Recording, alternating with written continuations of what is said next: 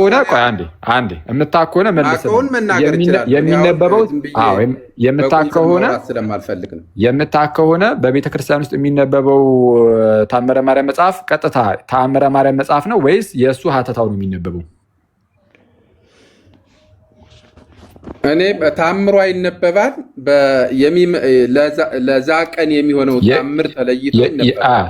ችግር የለም። ስለዚህ የሚነበበው ቀጥታ ታምሩ እንጂ ሀተታው አይደለም ማለት ነው አይደል? እንግዲህ እሱ ሊሆን ይችል ይሆናል። እኔ እሱን አታውቅም እኮ እስካላወቅህ አውቃለሁ አትበላ። አሁን እኮ አላውቅም ብለኝ ስለዚህ አታውቅም ስለ አውቃለሁ ደግሞ አልክ። የምታውቅ ከሆነ የምታውቀውን ተናገርና የማታውቀውን ትተኸው የሚያውቁ ሰዎች ሲናገሩ ቁጭ ብለህ ስትሰማና ከዛ በኋላ ወደ ሌላ እናልፋለን።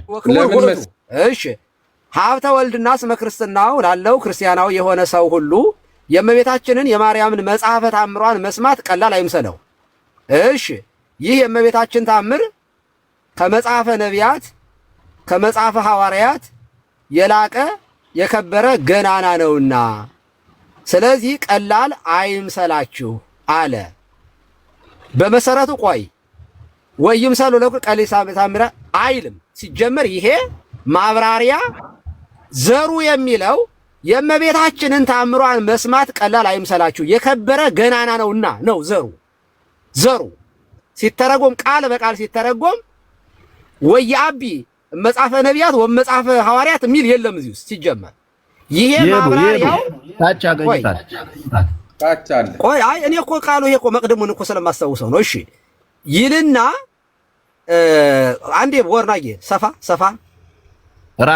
በቃ እንደሱ ዘሩ ወኢይምሰሉ ለኩሉ ክርስቲያናዊ ቀሊለ ሰሚያታ ምርያ ለእግዝእትነ ማርያም እስመ አብይ ወክቡር ውእቱ ነው።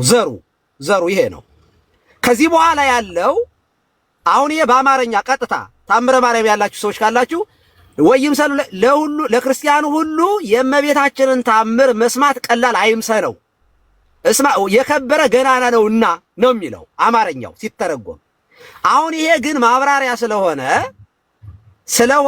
የእመቤታችንን መጽሐፈ ታምሯን መስማት ቀላል አይምሰለው ብሎ ይህ የእመቤታችን ታምር የሚለው የግለሰቡ ይሄንን ማን እንዳብራራው እኔ አላውቀውም። ይሄ የራሱ ቃል ነው።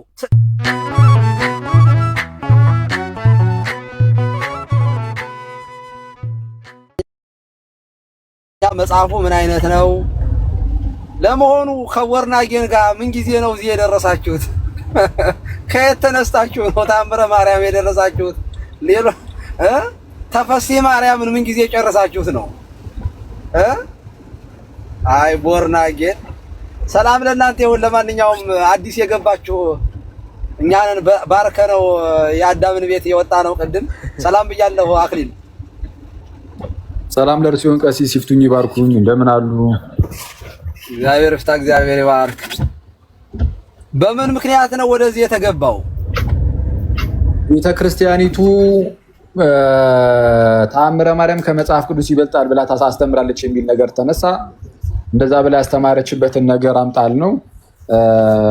አክቹአሊ ያው ከሱ ቀደም ብሎ ቤተክርስቲያን እምነቷ የሚገለጠው በመጽሐፍ ቅዱስና እምነቱን በአብራሩ በሊቃውንት መጽሐፍት ነው የሚል ነገር እናስቀምጠን ነበረ። ግን ከዛ ሊያገኝ አልቻለም መሰለኝ። ታምረ ማርያም ብሎ መጣ። ታምረ ማርያም የሚለውን ታምረ ማርያም ላይ ብሎ ያመጣውን መጽሐፍም ፎር ግራንትድ እንዲሁ ተቀበለ ነው። ታምረ ማርያም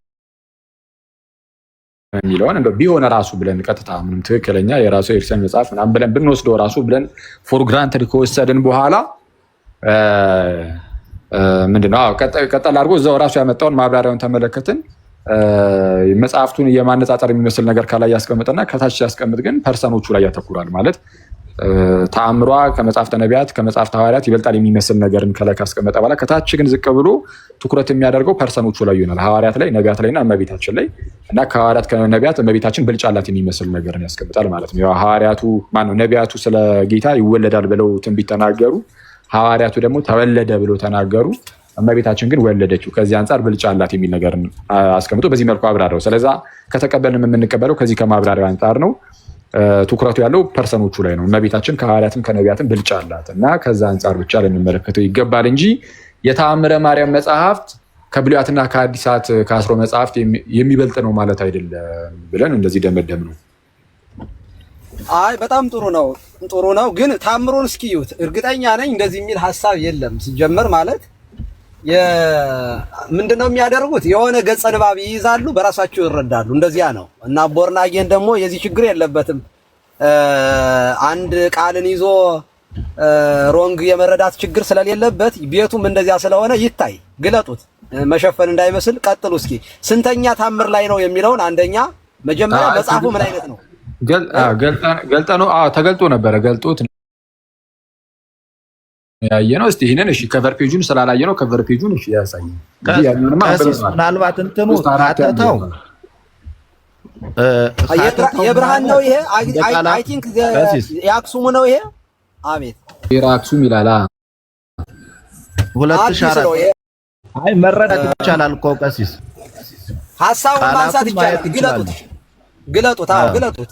ቀጥሉ። እኔ ማያለሁ ተገልጦ ተነበበ። ቀሲስ 3 4 5 ተነበበ። አሁንም እስቲ ሀተታ ነው የሚመስለኝ። አኬ እና ይላል ሀተት ትርጓሜ ነው። ማብይ ወክቡሩ እቶ ብሎ ዘጋው ቀሲስ። አሁን ቃላቱን መጽሐፉን ይሄን መጽሐፍ የምንለካው በመጽሐፍ ቅዱስ አይደል? መመዘኛው የመጽሐፍ ቅዱስ ልጅ ነው ብለን ነው የምናምነው። እና ይሄ የተተረጎመ ደግሞ መጣና ሀተታው ምን ብሎ ዘጋው? ያነጻጸረውን ከላይ በዚህ ምክንያት እስመ አብይ ወክቡር ውእቱ አለ ብሎ ዘጋው። ይሄ ደግሞ የመጽሐፍት ሀተታ ስልት ነው። ከዛ ሲቀጥል ደግሞ ትርጓሜ በብዛት ስናየው መጽሐፍ ዘይቤን እንጂ ምስጢርን እንጂ ዘይቤን አይጠነቅቅም የሚል ነገር አለ። መጽሐፉ ግዕዙ ሲተረጎም ወደ ምስጢር ሊሄድ ይችላል። አንዳንዴ ግዕዞች የሚተረጎሙ ሲመጡ ግዕዞች ቀጥታ የግዕዙን ቃል ላይ ትክክል አሁን በእንግሊዝ ስታዩትና ትክክለኛ የእንግሊዙን ቃል አማርኛ የሚይዝላችሁ ታጣላችሁ አይደል? አንዳንድ እና ግዕዙ ትክክለኛ የግዕዙን ቃል መምህር በዚህ ደረጃም አይሄድም። አሁን እርሶ በሚሉትም ደረጃ እርግጠኛ ነኝ አይሆንም 100%። እሺ እርሶ በሚሉት ራሱ አይደለም። ይሄ ዘሩን ራሱ ካያችሁት ወደ ኋላ እኔ መጎተት መመለስ አልፈልግም። አክሊል ቀጥል። ግን እኔ ታምሩን ፈልጋለሁ። ስንት ላይ ነው ይሄ ታምሩ? ከነገራችን ላይ ቀሲስ አንድ ነገር ለማንሳት ቆዩ። አቤት እስኪ ታምሩን መጀመሪያ ንገሩኝ። ስንት የታምረ ማርያም ሀተታ አለ እንደ በቤተክርስቲያን? እኔ አላውቅም። እኔ ትርጓሜ የሚባል ታምረ ማርያም ትርጓሜ ሲጀመር የለውም። የታምረ ማርያም ትርጓሜ እሱማ ማለት ነው ቀሲስ። አንዳንዴ አሁን ትክክለኛውን ይዞ ከተተረጎመ የትኛውን መጽሐፍ ቢተረጎም ችግር አለው ብዬ አላምንም። ትክክለኛ ቃሉን ይዞ ከተተረጎመ አይደለም። ቆይ መምህር አንዴ፣ የታምረ ማርያም መደበኛ ትርጓሜ የለውም። ማብራራት ሌላ ጉዳይ፣ መተርጎም ሌላ ጉዳይ ነው። ይተረጎማል፣ መጽሐፍ ይብራራል። ታምረ ማርያም አንድምታ የሚባል ታምረ ማርያም ትርጓሜ የሚባል ትምህርት ጉባኤም የለውም። በግለሰብ ደረጃ አንድ ሰው የታምረ ማርያም ተርጉሞ ከሆነ ሲጀመር ታምረ ማርያም አንድ ብቻ አይደለም። ታምረ ማርያም ይዘቱም የተለያዩ ታምረ ማርያሞች አሉ። በአንዳንድ ገዳማት አነስ ያለ ሲጀመር ከግብጽ የመጣውም የመጀመሪያው ታምረ ማርያም አይደለም አሁን ያለው፣ ብዙ የተጨመሩበት ታምሮች ያሉት ነው እንጂ በዘርዓ ያዕቆብ በነገሰ በ7 ዓመት ከግብጽ ወደ ኢትዮጵያ የመጣው ታምረ ማርያም ይዘቱ ትንሽ ነው፣ በጣም ትንሽ ነው። ከዛ በኋላ እመቤታችን ያደረጋቸው ታምራቶች የተጻፉበት ነው። ሆኖም ግን ነው የታምረ ማርያም ጉባኤ የለውም። አንድምታ ትርጓሜ የሚባል የለም። የታምረ ማርያም ትምህርት የሚባልም የለም። የታምረ ማርያም ትምህርት የሚባልም የለም። ታምረ ማርያም ነው፣ ይነበባል። በእሑድ የመቅድሞ 2 አይነት አለ፣ የዘወትርና የእሑድ አለ። ከዚያ በተረፈ አሁን ይሄ ከታምራቱ ውስጥ ስንተኛው ክፍል ነው? ይሄ ስንተኛው ነው ንገረኝ። እሱን ቤተክርስቲያን እየገባው ስለሆነ እንደውም አሁን አየዋለሁ። ስንተኛ ላይ ነው? ስንተኛ ታምር ነው ይሄ? እኔ ያልኩትን ተረድተውኛል ቀሲስ? ሐሳቤን ተረድቼዎታለሁ። መጀመሪያ ታምሩን ይንገረኝ። ስንት ነው? ስንተኛ ታምር ነው? ቦርናኝ 7 ሲል ነበር በፊት የእሑድ መቅድም ብቻ ነው ከነ ሀተታው የሚለው። ሌላኛዎቹ ሌሎች ታምራት ግን ዝም ብለው ታምር 1 ቁጥር 1 ምዕራፍ 1 እያለ ነው የሚቀጥለው። ቆይ አሁን የጠቀስከውን ስንት አሳየኝ እስኪ አሳየኝ። መጀመሪያ እንትኑን አሳየኝ። ሬሱ አታፍጥነው፣ ረጋ አድርገው እንዲታይ እንዲናበብ ማለት ነው። ረጋ አድርገው ልክ እንደሱ ያ አንደኛ መጀመሪያ ሬሱን አሳየኝ። ሬሱን ቦርናጌን እሱን በትልቁ አድርጉት።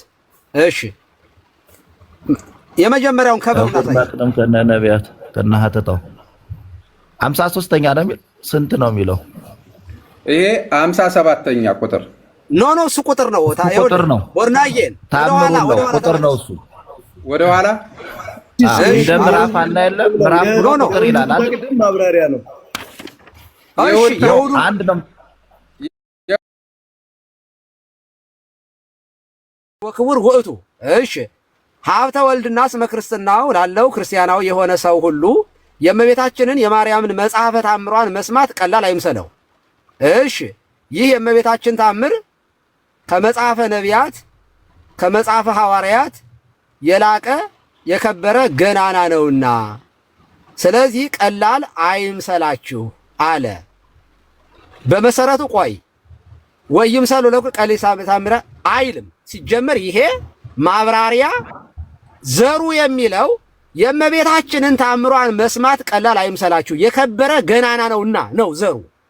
ዘሩ ሲተረጎም ቃል በቃል ሲተረጎም ወየአቢ መጽሐፈ ነቢያት ወመጽሐፈ ሐዋርያት የሚል የለም እዚህ ውስጥ ሲጀመር። ይሄ ማብራሪያው ታች አገኝታል ታች አለ። ቆይ አይ እኔ እኮ ቃሉ ይሄ እኮ መቅደሙን እኮ ስለማስታውሰው ነው። እሺ ይልና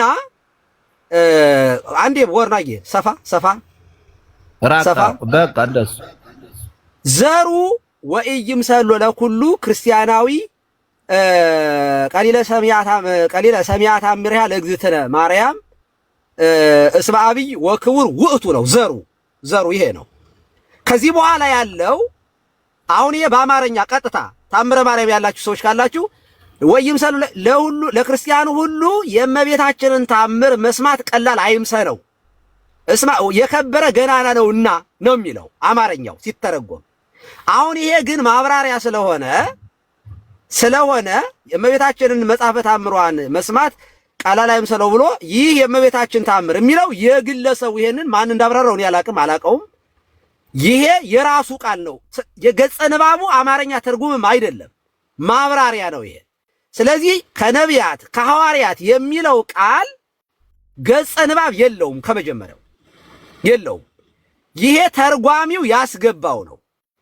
አይ ዶንት ኖ በዚህ ደረጃ ራሱ ለምን እንደተረጎመ ለኔም ጥያቄ ነው። እንደዚያም ሊተረጎም እንዴት እንደቻለ አይ ዶንት ኖ። ትክክል አይደለም። ይሄ የቤተ ክርስቲያን ትምህርት ነው ብዬ አልወስደውም። በመጀመሪያ ይሄ ያተረጓጉ ማን ይሄን የተረጎመው? ገጸ ንባብን ያልጠበቀ ትርጓሚ ነው ይሄ ትርጉም ራሱ። ሐሳቡ እንደዚህ አይደለም። የእመቤታችን ታምር መስማት ቀላል አይምሰለው የከበረ ገናና ነውና ማለት ከነቢያት ከመጽሐፈ ነቢያት ከመጽሐፈ ሐዋርያት ይበልጣል የሚል ትርጉም አይሰድም። ሲጀመር አተረጓጉሙ በራሱ ምን ማለት ነው?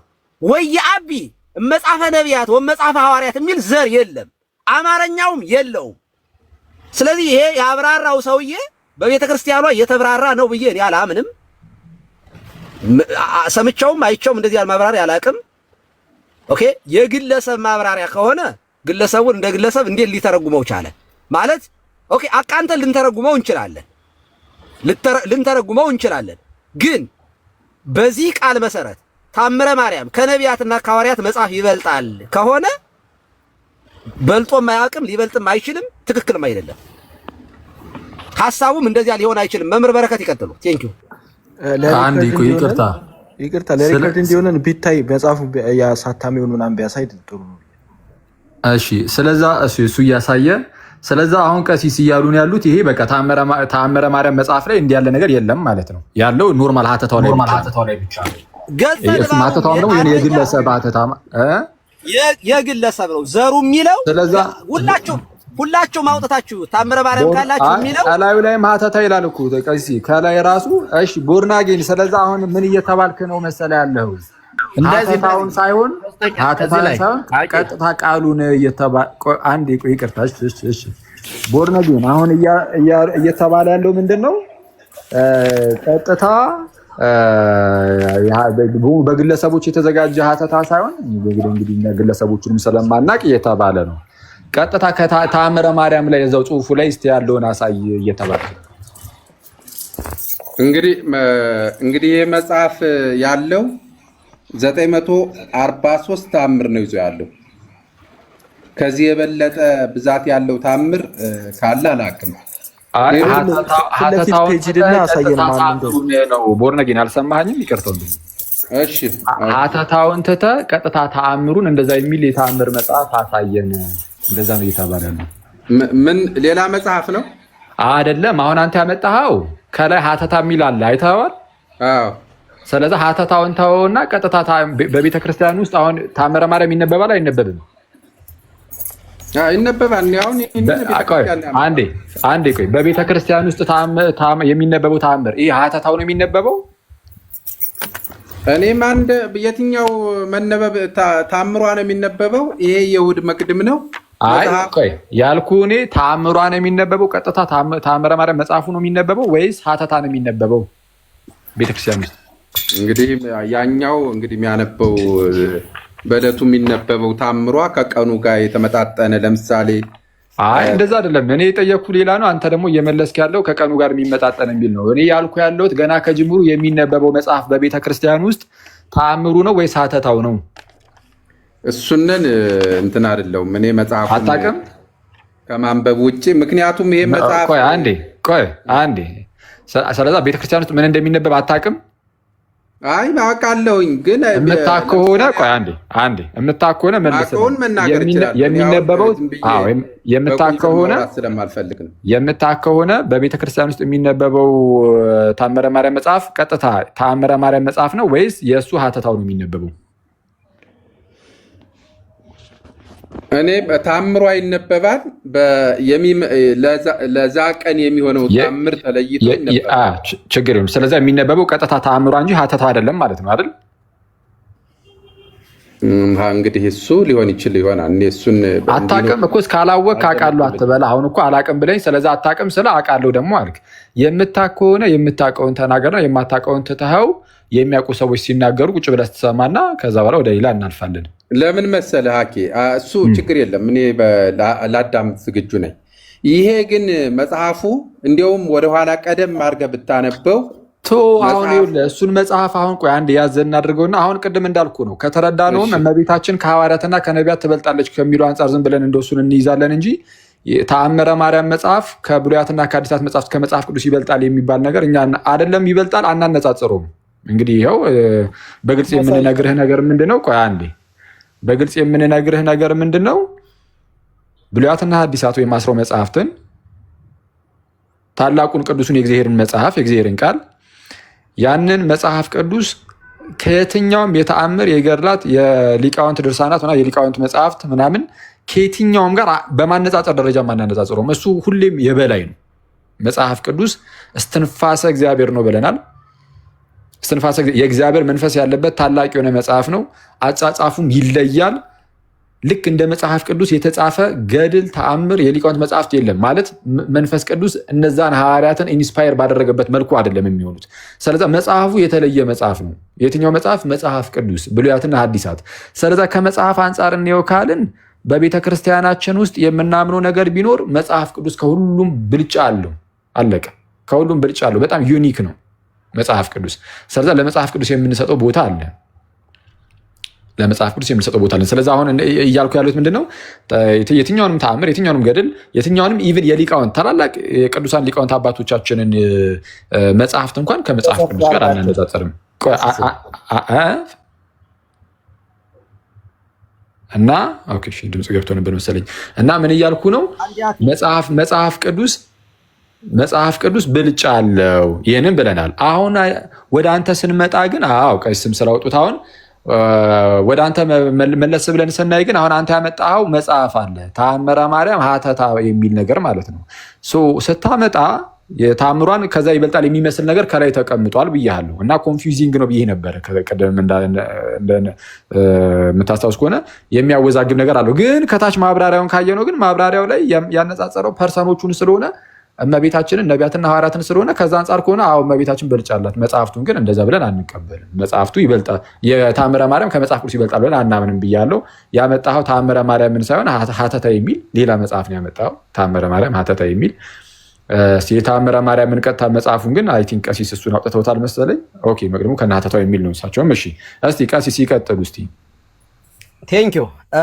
ይሄ ታምረ ማርያም ራስ የምጠቀምበት ነው። እኛ ቤተክርስቲያን ያለ ነው። ቅድም ቦርናጌን ያወጣው አሳታሚን ያሳተመው ይኸው ተሐትመ በእስራ ምዕት እንትን በ14 ነው አይደል? በእስራ ምዕት 2004 ነው እንደሚለው እሱ። እስኪ አንዴ ቦርናጌን 2004 ነው የሚለው 2014? እሺ ሌው አንዴ ላሳያችሁ እዚሁ ላይ 4 መሰለኝ 4 ነው። እሺ ጥሩ። ይሄ አሳታሚው እርግጠኛ አይደለም። ዛይተሞ ገብረ ስላሴ ብርሃኑ ዘብሔር አክሱም አዲስ አበባ ኢትዮጵያ ነው የሚለው። ኦኬ ተመልከቱት። አሁን አሳታሚ እዚህ ጋር እዩት። ጥሩ አንድ ነው የ2014 ነው የሚለው። ኦኬ አሁን ቅድም ያወጣኸውን ቃል ግን ቆይ የኔን በትልቁ አድርገኝ። ቅድም ያወጣኸውን ቃል ስለው የነበረውን ይኸው እዚህ ጋር ይኸው ይሄ መቅድም ነው። መቅድሙ የሚጀምረው ከዚህ ጋር ነው። የዕለተ ሰንበት ነው። ይሄ እንደምታዩት በስመ አብ ወወልድ ወመንፈስ ቅዱስ አሐዱ አምላክ ወየጥን በረድኤተ እግዚአብሔር ጽሕፈ መቅድመ ተአምሪሃ ለማርያም ብሎ በአብ ስም አምኜ ብሎ ይላል። ከዛ መሃል ላይ ሃሌሉያ ንስግድ ለአበ ብርሃናት የሚለው ይዜማል። ወኢይምሰሎ ይኸው ወኢይምሰሎ ለኩሉ ክርስቲያናዊ ቀሊለ ሰሚዐ ተአምሪሃ ለማርያም እስመ አብይ ወክቡር ውእቱ ወኢይምሰሎ ወያጽሩ ሰሚዖቶ እድ ወአንስት ከመ ኢይባው ውስተ ግዘት ነው የሚለው። ይኸው አማርኛው ለክርስቲያን ሁሉ የእመቤታችንን ተአምር መስማት ቀላል አይምሰለው የከበረ ገናና ነውና። ቅድም ስለው የነበረው በቃል ይሄንን ነው። ኦኬ ይሄ ገጸ ንባቡ ግዙ ይሄ ነው። አማርኛው ለክርስቲያኑ ሁሉ የእመቤታችንን ተአምር መስማት ቀላል አይምሰለው የከበረ ገናና ነውና ነው የሚለው። አሁን ከነቢያት ከሐዋርያት የሚል እዚህ ውስጥ የለም። ይኸው ቀጥሎ ያለው ምንድን ነው የሚለው? ወንዶችም ሴቶችም ወደ ግዝት እንዳይገቡ መስማቱን ያስታውሉ። አስቀድመን እንደተናገርን የታወቀ ምክንያት ኃጢአት ደዌ ካልከለከለው በዚች ቀን ታምሯን ሰምቶ የሚቻለው ስጋውን ደሙን ይቀበል። ስጋውን ደሙን መቀበል ካልተቻለው ታምሯን ሰምቶ ወደ ቤቱ ይሄድ። ስጋውን ደሙን እንደተቀበለ ይሆንለታል፣ ይደረግልኛል በማለት ቢሰማ። የእመቤታችንን ቃል ኪዳን ታምሯን የሚንቁ ግን የወልደ እግዚአብሔርን ሰው መሆን፣ ምክንያቱም ታምረ ማርያም ስናወራ ስለ ታምረ ማርያም ስናወራ አካላዊ ቃል ከስጋዋ ስጋ ከነፍሷ ነፍስ ነስቶ መወለዱን የማያምን ነው ማለት ነው። የወልደ እግዚአብሔርን ሰው መሆን ከማመን የወጡ ናቸው። እሺ እስካሁን ድረስ የቅድሙን ዘር የለም እዚህ ውስጥ እስካሁን ከክርስቶስ ወገኖች ቁጥር ስንት ነው እሱ የሚያነቡት? ስንት ቁጥር ነው? ወርናጌ ቁጥር ስንት ነው? 44 44 አይደለም 57 ያንብቡት። እሱ ቁጥር ነው።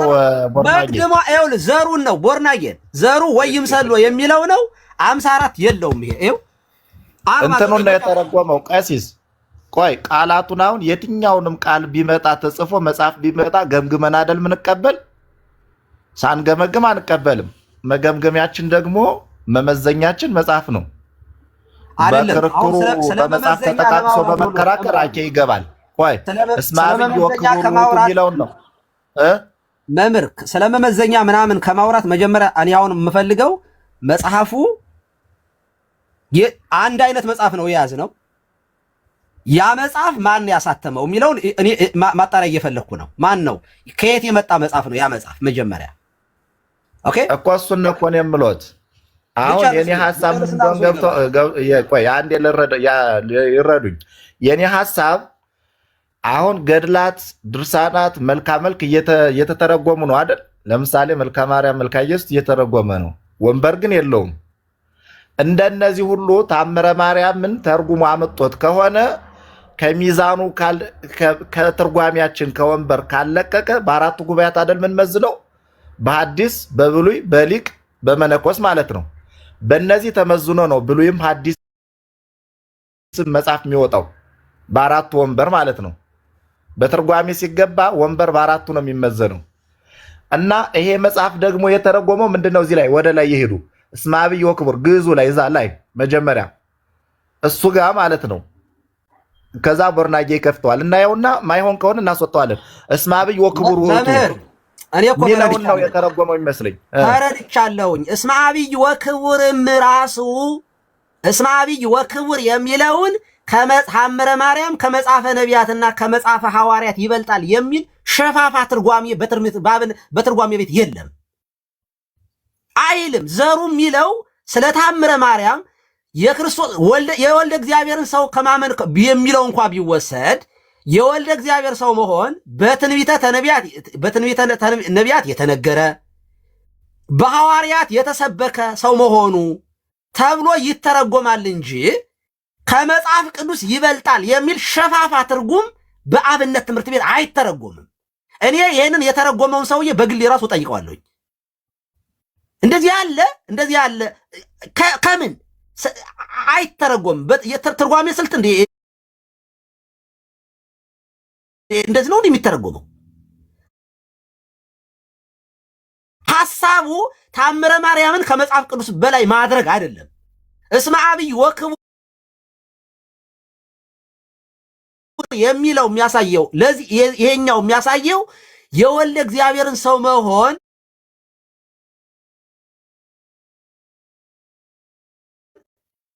ስለመቤታችን ስናወራ ነገር ሆኖ ያዳነበት ጥበብ ከመቤታችን ከስጋዋ ስጋ ከነፍሷ ነፍስ ነስቶ ተወልዶ ሰው ሆኖ ያዳነበት ጥበቡ ይረቃል፣ ይሰፋል፣ ይበልጣል ብለው አበው ይተረጉማሉ። ከዚያ በተረፈ ግን ነቢያትና የሐዋርያትን መጽሐፍ እዚህ ውስጥ ማምጣት ለምን አስፈለገ? ዘር የለም፣ ገጸ ንባብ የለም። በትርጓሜም እንደዚህ ተብሎ ትርጓሜ አይብራራም። እኔ ያንን መጽሐፍ ማን ነው ያብራራው? እንደዚህ ብሎ የተረጎመው ማን ነው? አንድ እንፈልገዋለን። ይሄን መጽሐፍ እሱ ላይ የለም። ቀሲ የለም። ይኸው ይሄን እኮ ገጸ ንባቡ እኮ በየሳምንቱ ማነበው እኮ ኦኬ። ይኸው የታምረ ማርያም ሙሉ ላንብላችሁ ከፈለጋችሁ። ይኸው መቅድሙ ይሄ ነው። የዕለተ ሰንበት መቅደም ነው። ይሄ የዘወትሩ አይ ቲንክ እሱ አይ ቲንክ ያለው የእንትኑን ፓርት ነው መሰለኝ፣ የሐተታውን ፓርት ነው እሱ ያነበበው መሰለኝ። ይሄ ነጠላው ላይማ በቃ ታምረ ማርያም ላይ የለም ተባለኩ። ልጁ የሚያነበው ምን ነው? ሐተታ ፓርቱን ነው። እና እኔ ሐተታ ፓርቱ ነው እያየሁት ነው። ሐተታ ፓርቱ ይሄ ነው። ሐተታው ፓርት ራሱ እንዲህ ተብሎ የሚተረጎም ገጸ ንባብ የለውም ነው እኮ የምለው እኔ። ሐተታ ፓርቱ ትክክል አይደለም ነው። እስመ አብይ ወክቡር የሚለው ሐዋርያትና ነቢያትን ጠቅሶ የሚያመጣ አይደለም ነው የኔ ጥያቄ። እንደ ታምረ ማርያም የመጣው አጼ ዘርዓ ያዕቆብ መቅደሙ እንደሚናገረው ዘርዓ ያዕቆብ ዘተሰሜ ቆስጠንጢኖስ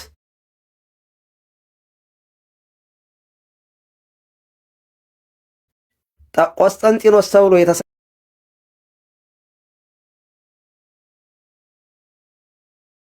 ዘርዓ ያዕቆብ በነገሰ በሰባት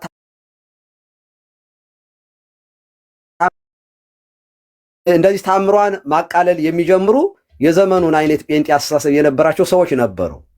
ስለዚህ በውሳኔ አጼ ዘርዓ ያዕቆብ ውሳኔውን ካጸና በኋላ አንደኛ በየእሁዱ እንዲነበብ የሚያደረገ እሱ ስለሆነ ከዚያ ጊዜ ጀምሮ እመቤታችንን የሚያቃልሉ ሰዎች ሲመጡ መቅድሙን ጽፎ የእመቤታችንን ታምር ማቃለል የወልደ እግዚአብሔርን ሰው መሆን ከማመን መውጣት ነው፣ ከክርስቶስ ወገኖች አይቆጠሩም ብሎ ያለው ለዚህ ነው። የወልደ እግዚአብሔር ስለዚህ ደቂቀ እስጢፋኖስ ጥያቄያቸው ራሱ ለነሱ ነው መልስ የተሰጠውም እመቤታችንን ታምር የሚያቃልሉ ስለነበሩ ነው። የነሱ ጥያቄ ደግሞ ታምረ ማርያም ከነቢያትና ከሐዋርያት መጽሐፍ ይበልጣል አይበልጥም አልነበረም የነሱ ጥያቄ ሲጀመር። ለነሱ የተሰጠ መልስ እንኳ ቢሆን ለምሳሌ ይሄ ተርጓሚ ሰውዬ ግን የተረጎመው ሰውዬ ግን ከነቢያትና ከሐዋርያት መጽሐፍ ይበልጣል አይነት ትርጓሜ ሲሰጥ ደቂቀ እስጢፋኖስ ያነሱት ጥያቄ ይሄ ነበረ አይነት ይሆናል። ትክክል አይደለም። አውዱን ያልጠበቀ እነሱን ጀስቲፋይ የሚያደርግ ነገር እኮ ነው እንደው ኤግዛክትሊ። አሁን እነሱ ታምረ ማርያም ከነቢያትና ከሐዋርያት ይበልጣል እንደሚልና ያንን እንደተቃወሙ ለዚያ መልስ ሀተት አድርጎ እንደሰጥ አድርጎ ይሄን ሰውዬ የምቆጥረው ይሄ ሰውዬ መጠናት አለበት። ሲጀመር ባይዘው እዚህ ውስጥ ብዙ ማራውራት አልፈልግም እንጂ የገብረ ስላሴ እንትን ይሄ ዘአክሱም ይሄ ታምረ ማርያም ብዙ ጉድለቶች ያሉበት ነው። እውነት ለመናገር አይቼዋለሁኝ እኔ በስነ ስርዓት ማለት ነው። በቅርብ የታተመ ነው። በይዘቱ በጣም ሰፊ ነው፣ ብዙ ነው እና አንዳንዴ ይሄንን ምንም ዝም ብሎ በቃ ትንሣኤ እንትን ብርሃንና ሰላም ያላሳተመው በቤተ ክርስቲያኗ ያልታተሙ መጽሐፎች ሲጀመር ቤተ ክርስቲያን የምትጠየቅባቸውም ኃላፊነት የምትወስድባቸውም አይደሉም። ሙሉ ተበላ አንዳንድ ነጋዴዎች ታቀሙ የቤተ ክርስቲያን መጽሐፍ እያመጣችሁ የምትቆነጻጽሉ ወደፊት እንከሳለን፣ እንደው ምን ጠይቃለን በቤተ ክህነት። ማን ነው ይህንን የተረጎመው? ተርጓሚው ራሱ ማን ነው? ማን ነው የተረጎመው? ዝም ብሎ ያመጣል፣ ያሳትማል። እንዲህ ያለ የተንሻፈፈ ትርጓሜ መስጠት ራሱ ማብራሪያ መስጠት ራሱ ትክክል አይደለም። ይሄንን ማንም አይደለም የሚሞግተው፣ ራሳችን ነው የምንሞግተው። ኮንቴክስቱን ያልጠበቀ አውዱን ያልጠበቀ ደቂቀ እስጢፋኖስ ያላሉትን ያልጠየቁትን ጥያቄ አምጥቶ ሰውዬ ለነሱ አጋዥ በሚሆን መንገድ ነው ያብራራው። ይሄንን ደፍረን ነው የምንናገረው እኛ። የለም በቤተ ክርስቲያን ውስጥ አይደለም ታምረ ማርያም አይደለም ታምራት ይቅሩና ጉባኤ ያላቸው እንደ መጽሐፈ መነኮሳት ያሉ እንደነ ማር ይስሐቅ እንደዚህ ያሉ መጻሕፍቶች እንኳን ከአስራው መጻሕፍት ጋር አናነጻጽርም። ወንበር ያላቸውን እንኳን ማለት ነው። ውዳሴ ማርያም አሁን ወንበር አለው። ቅዳሴ ማርያም ወንበር አለው። ሃይማኖተ አበው ወንበር አለው። እነዚህ እንኳን ዶግማችን የተብራራባቸውና የአበውን ሕይወት የሚተርኩ መጻሕፍቶቻችን እንኳን ከአስራው መጻሕፍት የተቀዱ ዶግማችን የሚቀዳው እዚያ ውስጥ ከአስራው መጻሕፍት ነው እና ንጽጽር ውስጥ ራሱ አስገብቶ መጽሐፍ ቅዱስ ከመጽሐፍ ቅዱስ ታምረ ማርያም ይበልጣል አይነት የለም። እንደዚህ ያለ ሽታውም የለም በቤተ ክርስቲያን እንደዚህ ያለ ትምህርት። ለዚያ ነው ትንሽ ያሞቀኝ እግዚአብሔር በሚያውቀው። በጣም ሶሪ። ቀጥሉ መምህር። በጣም አሪፍ ነው እግዚአብሔር። በዚህ ላይ ቤተክርስቲያን በቁባይ በሊቃውንት ጉባኤ አሳይታ አውጥታው ነው ይሄ እኔ ትምህርት የሚወክል መጽሐፍ ነው ብላ ነው። አንድ ሰው የሆነ መጽሐፍ አሳትሞ የራሱን ማብራሪያ ጨምሮ ስላወጣ የቤተክርስቲያኗ ትምህርት ነው አይባልም። ያው እንዲህ አይነት ነገሩ የቤተክርስቲያን ትምህርት አለመሆኑ ከሚታወቅበት አንዱ እኛ የቤተክርስቲያን ልጆች ራሱ ኦፕንሊ ወጥተን ይሄ ትክክል አይደለም የኛ ትምህርት አይደለም ብለን መናገራችን ነው። ይሄ ትክክል አይደለም አላችሁ ብሎ የሚጠይቀን ሰው የለም፣ የጠየቀን ሰው የለም፣ የሚጠይቀንም ሰው የለም። ያን ጊዜ ችግር ይፈጠራል ማለት ነው። አሁን እስኪ እንግዲህ አሁንኛ ይሄ የቤተክርስቲያን መጽሐፍ አይደለም ትክክለኛ ማብራሪያ አይደለም ማለት ይሄንን እንዴት አላችሁ የቤተክርስቲያኗ ትምህርት ነው ብሎ አንድ ሰው እስኪ እኛን ይጠይቀን። የሚጠይቀን የለም፣ አባቶቻችን ሊቃውንት ስለምናውቃቸው ማለት ነው፣ ስላልሆነ ማለት ነው። እና በዛ መወሰድ ነው ያለበት። ያው በጣም መረን የወጣ ብዙ ነገር ስላለ ሰው የፈለገውን ነገር እየጻፈ ቤተክርስቲያኗ እኮ ባለፈው ስብሰባ ጠርታ የሊቃውንት ጉባኤ ስብሰባ ጠርታ መጽሐፍቶቻችን ማንም ሰው በግሉ እንዳያሳትም ያለችበት ምክንያት ይሄ አይደል? ታዲያ አንዱ ምን ስለተፈጠረ ነው እንደዛ ያለችው? መጽሐፍቶችን ሰው ራሱ እየወሰደ እየተረጎመ አያሳትም፣ እዚህ በኋላ ክልክል ነው ያስቀጣል ብላለች እኮ። ችግር ስለነበረ ነው ማለት ነው። አንዱ ችግር ይሄ ነው። ለምሳሌ ይሄ መጽሐፍ ነው ማለት ነው። ስለዚህ እንዲህ አይነቱን ነገር በጣም ስትሮንግ በሆነ ቃል አምርረን ነው የምንቃወመው ማለት ነው። የቤተ ክርስቲያኗን እውነተኛ ትምህርት የሆነ ሰዎች ሪዲኩል እንዲያደርጉት አድርጎ የሚያሳይ ይሄ ሰይጣን የሚሸርበው አይነት አካሄድ ነው ይሄ ማለት ነው። በጣም ጽንፍ የወጣ መረኑን የለቀቀ መስመሩን የለቀቀ አይነት ሀተታ መስጠት በጣም ትክክል ያልሆነ አካሄድ ነው እና እንትኑ የመጽሐፉ ልክ የታወቀ ነው። ትክክሉ በቃ አታናንቁት። የእመቤታችን ተአምሯ ገናና የከበረ ነው። እውነት ነው። የእመቤታችን ተአምር ማን ነው የሚያናንቀው? እንኳን የእመቤታችን የአንድ መምህር፣ የአንድ ፓስተር፣ የአንድ ቄስ፣ የአንድ ጳጳስ ስራ እንኳን አይናናቅም። በእግዚአብሔር ስም የተሰራ እሱ ነው መልእክቱ። አታናንቁት ነው። ገናና የከበረ ነው። ከዚያ ውጭ ግን እሱን ለማሳየት የነቢያትና የሐዋርያትን መጽሐፍ ማወዳደሪያ አድርጎ አምጥቶ እነሱን በታች አድርጎ ይሄንን በላይ አድርጎ ማሳየት የሰውየው የጸሐፊው ችግር ነው እና ቀሲስ ይሄንን አተታ የጻፈው ሰው አጋንንት በሚበረቱበት 6 ሰዓት አካባቢ ነው የጻፈው ማለት ነው። ለዚህ መምህር እውነት ለመናገር እኔ እንደዚህ ያለ እኔ አንዳንድ ነገሮችን እያወራን ነው ከአንዳንድ አባቶች ጋራ እርሶም በዚህ ጉዳይ ላይ እንደዚህ ያለ አሁን ተስፋ ገብረስላሴ የራሱ የሆኑ ሰዎችን ይቀጥራል፣ ራሳቸው እዚያ ያብራራሉ። ይሄም ሰውዬ የተወሰኑ ሰዎች ይኖሩታል፣ በራሱ እያብራራ ያወጣል። ይሄ አጥራችንን የነቀነቀ ንቀት ነው። ይሄ ታምረ ማርያም የቤተ ክርስቲያናችን መጽሐፍ ነው። ታምረ ኢየሱስ የቤተ ክርስቲያናችን መጽሐፍ ነው።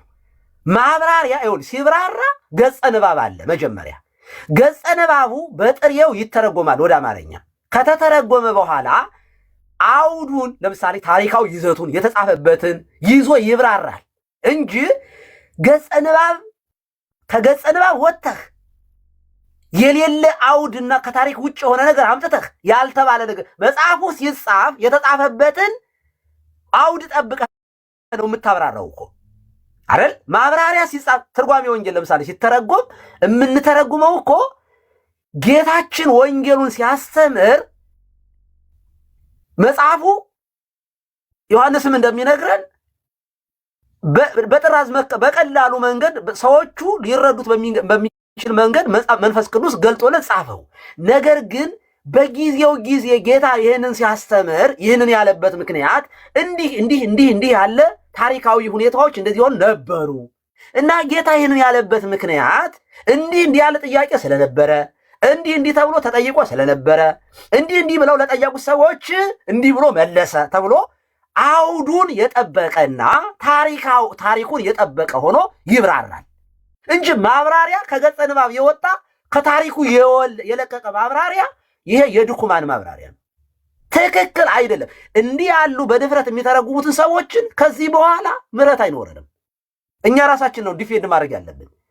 አንዳንድ ነገሮችን እንደዚህ የተጣመሙ ነገሮችን ለማቅናት ማትሞክሩ። ቤተክርስቲያን ያላለችው እስከሆነ ድረስ ግለሰብን ጠበቃ ሆነን የምንከራከርበት ምንም ምክንያት የለም። የግለሰቡ ራሱ አእምሮ ፈጥሮ የጻፈውን ማብራሪያ እኛ የመቀበል ግዴታም ስለሌለብን ቤተክርስቲያኗ ካብራራቸው ከተረጎመችው ምን ለማለት ነው ብለን እንደ ልጅ እንጠይቃለን። ምንም ችግር የለውም። ቤተክርስቲያኗ የተረጎመችው ራሷ ቤተክርስቲያኗ በሊቃውንት ጉባኤ ያብራራችው ማብራሪያ የወንበር ትምህርት ከሆነ ወንበር ላይ ቁጭ ብለን ነው የምናጠና የምንማረው። ኦኬ፣ ቁጭ ብለን እንማራለን፣ እናጠናለን፣ እንጠይቃለን። ግለሰብ ዝም ብዬ እኔም ደስ ያለኝን አምጥቼ እንደ በግሌ የሆነ ነገር ማብራራ ከሆነ ሲጀመር ማን የቤተክርስቲያኗን መጽሐፍን እንዳብራራ በዚህ ደረጃ ገጸ ንባብ ለቅቄ ታሪክ አውዱን ለቅቄ እንደተረጉም ማን ፈቀደልኝ? ሮንግ ነው። እንደዚህ ያለ አካሄዶች ወደፊት በፍጹም አንፈቅድም። ትክክል አይደለም። መጠንቀቅ ከየትኛውም ጊዜ በበለጠ ከዚህ በኋላ ጥንቃቄ ያስፈልጋል። ኦኬ፣ ስህተቶች የታሪክ ስህተቶች ካሉ ይታረማሉ። ባይዘው የታምረ ማርያምም ይሁን ከዚህ ቀደም የታረመ መጽሐፍ አለ። አሁን ለምሳሌ ከታምረ ማርያም ላይ የወጣ በቅዱስ ሲኖዶስ ደረጃ ከፍትሐ ነገሥቱ አንድ አንቀጽ የሆነች ወኢይሲሙ ጳጳሳት የኢትዮጵያውያን የሚል የኢትዮጵያውያን ለራሳቸው ጳጳስ አይሹም የሚለው ወጥቷል። ከታምረ ማርያም ስለ የሆነ እዚህ ጋር መናገር አልፈልግም፣ የሆነ ወጥቷል።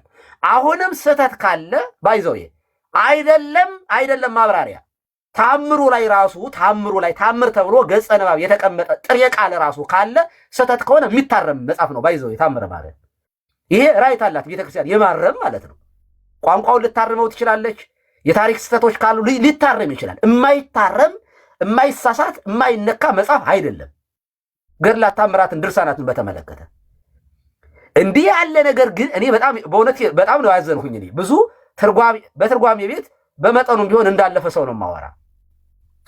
ትርጓሜ ገጸ ንባቡን ጠብቆ ታሪክና አውዳዊ የነበረውን ነገር ይዞ ይተረጎማል፣ ይብራራል እንጂ አዲስ ፈጠራ እኮ አይደለም። ትርጓሜ ማለት ባይዘው አዲስ ምርምር አዲስ ግኝት ማለት አይደለም። ማብራሪያ ማለት የነበረው ታሪኩ ይሄ ታሪክ የነበረበት ቦታ ላይ ሆኖ ታሪካዊ ይዘቱን ይዞ ማብራራት ማለት ነው እንጂ የታምረ ማርያም የደቀ እስጢፋኖስም ጥያቄ ታምረ ማርያም የለማ ታምረ ማርያም ከነቢያትና ከሐዋርያት መጽሐፍ እበልጣለሁ ይላል፣ ይሄ ትክክል አይደለም ብለው ደቂቀ እስጢፋኖሳውያን ይህንን ጥያቄ አላነሱም። ሲጀመር ይህ አይደለም ጥያቄያቸው። እንዳው እዚያ ወካዕበ አሰብቆ ለዘ ቅዱስ መስቀል የሚለውም የተደረሰው በኋላ ነው። ባይዘው ለመስቀልና ለእመቤታችን ስግደት አይገባም የሚሉ ነበሩ። ኦኬ። ከዚያ ወካዕበ አሰብቆ ለዘ ቅዱስ መስቀል ጽኑዕ ስልጣን ወኃይል ብሎ ይሄ ድርሰት ታምረ ማርያም መቅድሙ እነዚህ ነገሮች በአፄ ዘርዓ ያዕቆብ ጊዜ ውሳኔ ንጉሱ ሰጥቶ የተጻፉ ናቸው። ኦኬ። ታምረ ማርያም የከበረ መጽሐፍ ነው፣ ምንም ጥያቄ የለው። እመቤታችን መልዕልተ ፍጡራን መትሕተ ፈጣሪ ናት። እሷን የሚያክል ከፍጡር የለም ከመላእክትም። ምክንያቱም ወላዲተ አምላክ ናት። ፈጣሪዋ ልጄ የምትል ከፍጥረት ማንም የለም። ፈጣሪ እናቴ የሚላት ፍጡሩን እናቴ የሚላት ፈጣሪ ብቻ ነው። ድንግል ማርያም ናት እናቱ፣ የፈጣሪ እናት ናት። የፈጠረችውን ነው የወለደችው። ስለ እመቤታችንን ለማብራራት እውነት ለመናገር ታምረ ማርያምም የሚገልጣትም አይደለችም። መጽሐፍ ቅዱስ እንኳ እሷን እንደው ዲቴል የሚያብራራ ነው ብለን አናምንም። የተጻፈው መጽሐፍ ቅዱስ ስለ ክርስቶስ፣ ስለ ወንጌል፣ ሰው ስለሚድንበት ስለሆነ በቂ የሆነ ስለ እመቤታችን መጽሐፍ ቅዱስ ያብራራል። ከዛ በተረፈ እንደዚህ ያለ የሌለ ነገር መች ስለ እመቤታችን መች አውርተን መች ጨረስ ነው? መች እንደ ቅዱስ ኤፍሬም አሐዝ እግዚኦ መዋግደ ጸጋከ መች አለን? መች ተብራራ ውዳሴ ማርያሙ? መች ቅዳሴ ማርያሙን መች ጠንቅቀን መች አወቅ ነውና ነው። እና ይሄ በጣም እውነት ትክክል አይደለም። ለአንዳንድ ነገሮች ዝም ብላችሁ ወታችሁ ማብራሪያም እንዳትሰጡ ሌሎቻችሁ። ቀጥታ ባለቤቱ መጥቶ ያብራራት። የቤተ ክርስቲያኗ ትምህርት ከሆነ ብቻ ነው እኛ ጠበቃ ቆመን የምናብራራው። ግለሰብ ዲበ ሁሉ ያብራራውን አትጣሩ እዚህ ጋር። ምክንያቱም እኔ ራሴ ዲቤት እኔ ራሴ ልሞግታችሁ እችላለሁ። ይሄን ነው ማለት የምፈልገው። ቴንክ ዩ። ይቅርታና እንደው ያለ ተራይም ከሆነ እንጃ ዝም ብዬ ገባሁኝ። ብዙ ሰዎችም ስላላችሁ ላይ እንትን ነው ምንድን ነው እንግዲህ መጽሐፉ ሲነበብ እኔም እንግዲህ መጀመሪያ እኔም እዚህ ላይ ነበርኩኝና በጣም አስገርሞኝ ነበር። ልክ ሳየው እውነቱን ለመናገር ጌታ በሚያውቀው ፈገግም እያልኩኝ ነበረ እና ስለዛ የሚያስፈልገው እንደው ግዕዝ አዋቂ ነበረ እና ግዕዝ አዋቂ ካለ እስቲ እንደው ገብቶ እስቲ ግዕዙንም ምኑንም ቼክ ያደርገው። እንደዛ ቢሆን ጥሩ ነው። እርግጠኛ ነኝ የተወሰነ ቼክ ቢደረግ እንዲህ ያለ ነገር አይሆንም አለና ያው በሰዓቱ ሰው አልነበረም። ስለዛ ምንድነው ወደ ታች ያለው ይነበብ ተብሎ ወደ ታች ሲነበብ አይ ቲንክ ምንድነው ያደረገው ጸሐፊው ኦኬ ሀተታው ላይ አለ ተብሏል። እንግዲህ አይ ቲንክ ቀሲስ ጋርም ያለው እርሶ ጋርም ያለው ተአምር ላይ ሀተታው ላይ እንግዲህ ሰውየው እሱን አስገብቶታል ይመስለኛል። ያለ ይመስለኛል መጽሐፍ ላይ ተመሳሳይ መጽሐፍ ነው ስላላችሁ ማለት ነው። እና ምንድነው ነገሩ ሰውየው ሀተታው ላይ አይደለም የሚያስገባው ማለት እንግዲህ እኚህ መምህሩ ሲተረጉሙ ሀተታው ላይ አይደለም ራሱ ይሄ ከነቢያት ከሐዋርያት የሚለውን ያስገቡት ቀጥታ የመጀመሪያው ላይ ነው። መግቢያው ላይ ከነቢያት ከሐዋርያት መጽሐፍት ይበልጣል የሚመስል ነገርን አስቀምጠው በጣም ኮንፊውዚንግ ነው። ኦኬ እሺ ምንድነው ልክ ቅድም እንዳልኩት መጽሐፉን ሰማሁ። እኔ ይህንን መጽሐፍ አላውቀውም፣ ግን እስቲ የሚያውቅ ሰው ካለ ይሄድበት ብዬ ነበርና መጽሐፉ እንኳንም እንደዚህ ቦልድሊ እንኳን ተነገረለት። ሀተታው ይሄ አደናጋሪ ነው። ኦፍኮርስ የተወሰነ አወዛጋቢ ነገር አለው። ኮንፊውዚንግ ነው ብዬ ነበር ቅድምም እና አወዛጋቢ ነገርን ከላይ አስቀምጦ ግን በሀተታው ለማቃናት ነው የተሞከረው። አወዛጋቢ ነገር ከላይ የተጻፈ ኮንፊውዚንግ ነው፣ ግን ሀተታው ላይ ወደ ፐርሰኖቹ ወሰደውና አይ ከመጽሐፍተ ነቢያት ከመጽሐፍተ ሐዋርያት ይበልጣል የተባለው ለምንድን ነው ቢሉ አለና ሀተታውን ሲያስቀምጠው ግን የመጽሐፍቱ የመሆኑ እሱን ያስቀረውና ፐርሰኖቹ ላይ አድርጎት አይ ማርያም ትበልጣለች ለማለት ነው አይነት ነገር። ያው ነቢያት ትንቢት የተናገሩለትን ይወለዳል ብለው ሐዋርያቱ ተወልዷል ብሎ የመሰከሩለትን እመቤታችን ግን ወለደችው፣ ስለዛ ከዛ አንጻር ለማለት ነው እንደው አይነት ነገር ማለት ነው። እና ከዛ አንጻር ከሆነ ስለዛ የወሰድነው እንዴት ነው ያው እንደ ፎር ግራንትድ ወስደነው የኢርሳን መጽሐፍ ነው ብለን ብናስብ እንኳን አለና እንግዲህ መጽሐፉ እንደ መጽሐፍ ሊሆን ይችላል፣ ግን እዛ ጋር ያለው ጽሁፉ ግን የኢርሳን አይደለም፣ የአንድ መምህር ነው። አሁን መምህራኖች እንደነገሩን ማለት ነው ከሆነ ራሱ የምንወስደው በቃ እመቤታችን ከሐዋርያት ከነቢያት ትበልጣለች በሚለው ብቻ ነው አለቀ እንጂ መጽሐፍቱ ማነው ተአምረ ማርያም መጽሐፍ ከብሉያትና አዲሳት መጽሐፍት ወይም ከነቢያትና ከሐዋርያት መጽሐፍት ጋር ለንጽጽር አይቀርብም። እሱን ሁላችንም እናውቃለን። ስለዛ እመቤታችን ትበልጣለች በሚል ብቻ ነው ልንወስድ የምንችለው እንደዛ ከሆነ ራሱ የሚል ነገር ነበረ እና ለማንኛውም የመጣው መጽሐፍ ተአምረ ማርያም ሳይሆን አንድ ሌላ መምህር እዛ ላይ የሰጠውን ሀተታን የመጣው እንጂ ተአምረ ማርያም እንዲህ ይላል ተብሎ ነበር የተነበበው። ግን አሁን ቀሲስም ሲያነቡት ተአምረ ማርያም ላይ እንዲህ አይነት ቃል እንደሌለን ያየ ነው። ጥሩ ነው። ጌታ ያክብርልን፣ ቃሉት ያሰማልን። ቀሲስም መምህር በረከትም ሁላችሁንም እናመሰግናለን።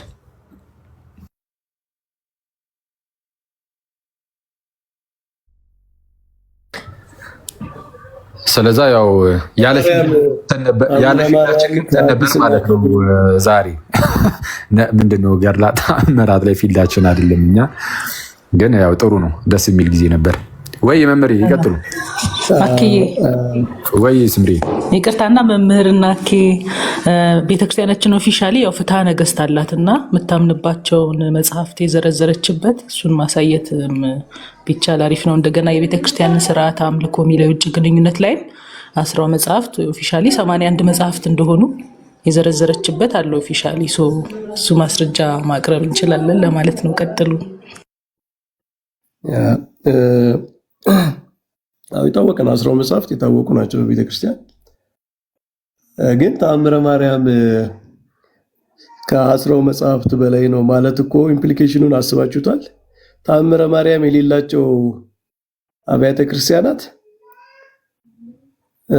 ዋናው መጽሐፍ የላቸውም ማለት ነው። እንደዛ እኮ ነው ኢምፕሊኬሽኑ የሚሆነው ራሱ ማለት ነው። እኛም ተአምረ ማርያም ባልነበረበት ዘመን ዋናው መጽሐፍ አልነበረንም ማለት ነው። እና ይሄ በፍጹም ይሄ እኮ ኮመን ሴንስ ራሱ ምንም የማይሆን የማያስኬድ አይነት አተታ ነው። እኔ ሰዎች እንዲህ አይነት ነገር አይምሯቸው ተቀብሎ ችሎ ራሱ እንዴት እንደሚጽፉ ራሱ በጣም ይገርመኛል በእውነቱ ማለት ነው። በተለይ የቤተክርስቲያን መምህር ነን ምናምን እያሉ እንደ ሚዛን ጠብቆ መጽሐፍ፣ ሚዛን ጠብቆ ማስተማር አንድ ኦርቶዶክሳዊነት ልኩ ነው። እና እንዲህ አይነት ጽሁፍ የሚጽፉ ሰዎችን ምንም ሽሩሩ ምናምን አያስፈልገውም። በቃ ትክክል አይደላችሁም ማለት አለባቸው። ከዚህ በኋላ መጽሐፍትን ኮሜንታሪ እያሉ ማብራሪያ እያሉ አተታ እያሉ የሌለ ነገር የሚጨምሩ ሰዎች እንዲህ አይነት ነገር እንደሚገጥማቸው እያወቁ መጻፍ አለባቸው እና መነገር አለበት። እንደ አባቶቻችን በጣም ለእያንዳንዱ ነገር ነው ዋጋ የከፈሉትና እንዲህ አይነት ስህተት ጽፎ ሰው ዝም ብሎ የሚታለፍ አይደለም። እንደዚህ አይነት ስህተት 10 መጽሐፍት እንደ አባቶቻችን እኮ 10 መጽሐፍት እኮ አጸባ ዘመን ቢመጣ ዘመን አጸባ ቢመጣ የችግር ዘመን ቢመጣ መጽሐፍቱ ቢጠፉ እንኳን እያሉ በቃላቸው ይዘው ፊደላቸውን ቆጥረው የማቴዎስ ወንጌል ይሄን ያህል ቃል ነው ያለው፣ የሉቃስ የማርቆስ እንደዚህ ነው ያለው እያሉ ለክተው በልባቸው ዘመን እንደው መጽሐፍቱ ቢቃጠሉብን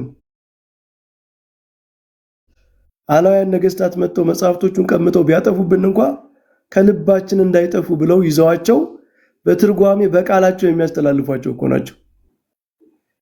በጽሁፍ ብቻ በወረቀት ብቻ ሳይሆን በቃል በአይምሮ ተይዘው የሚተላለፉ መጽሐፍት ናቸው እነዚህ መጽሐፍት ማለት ነው።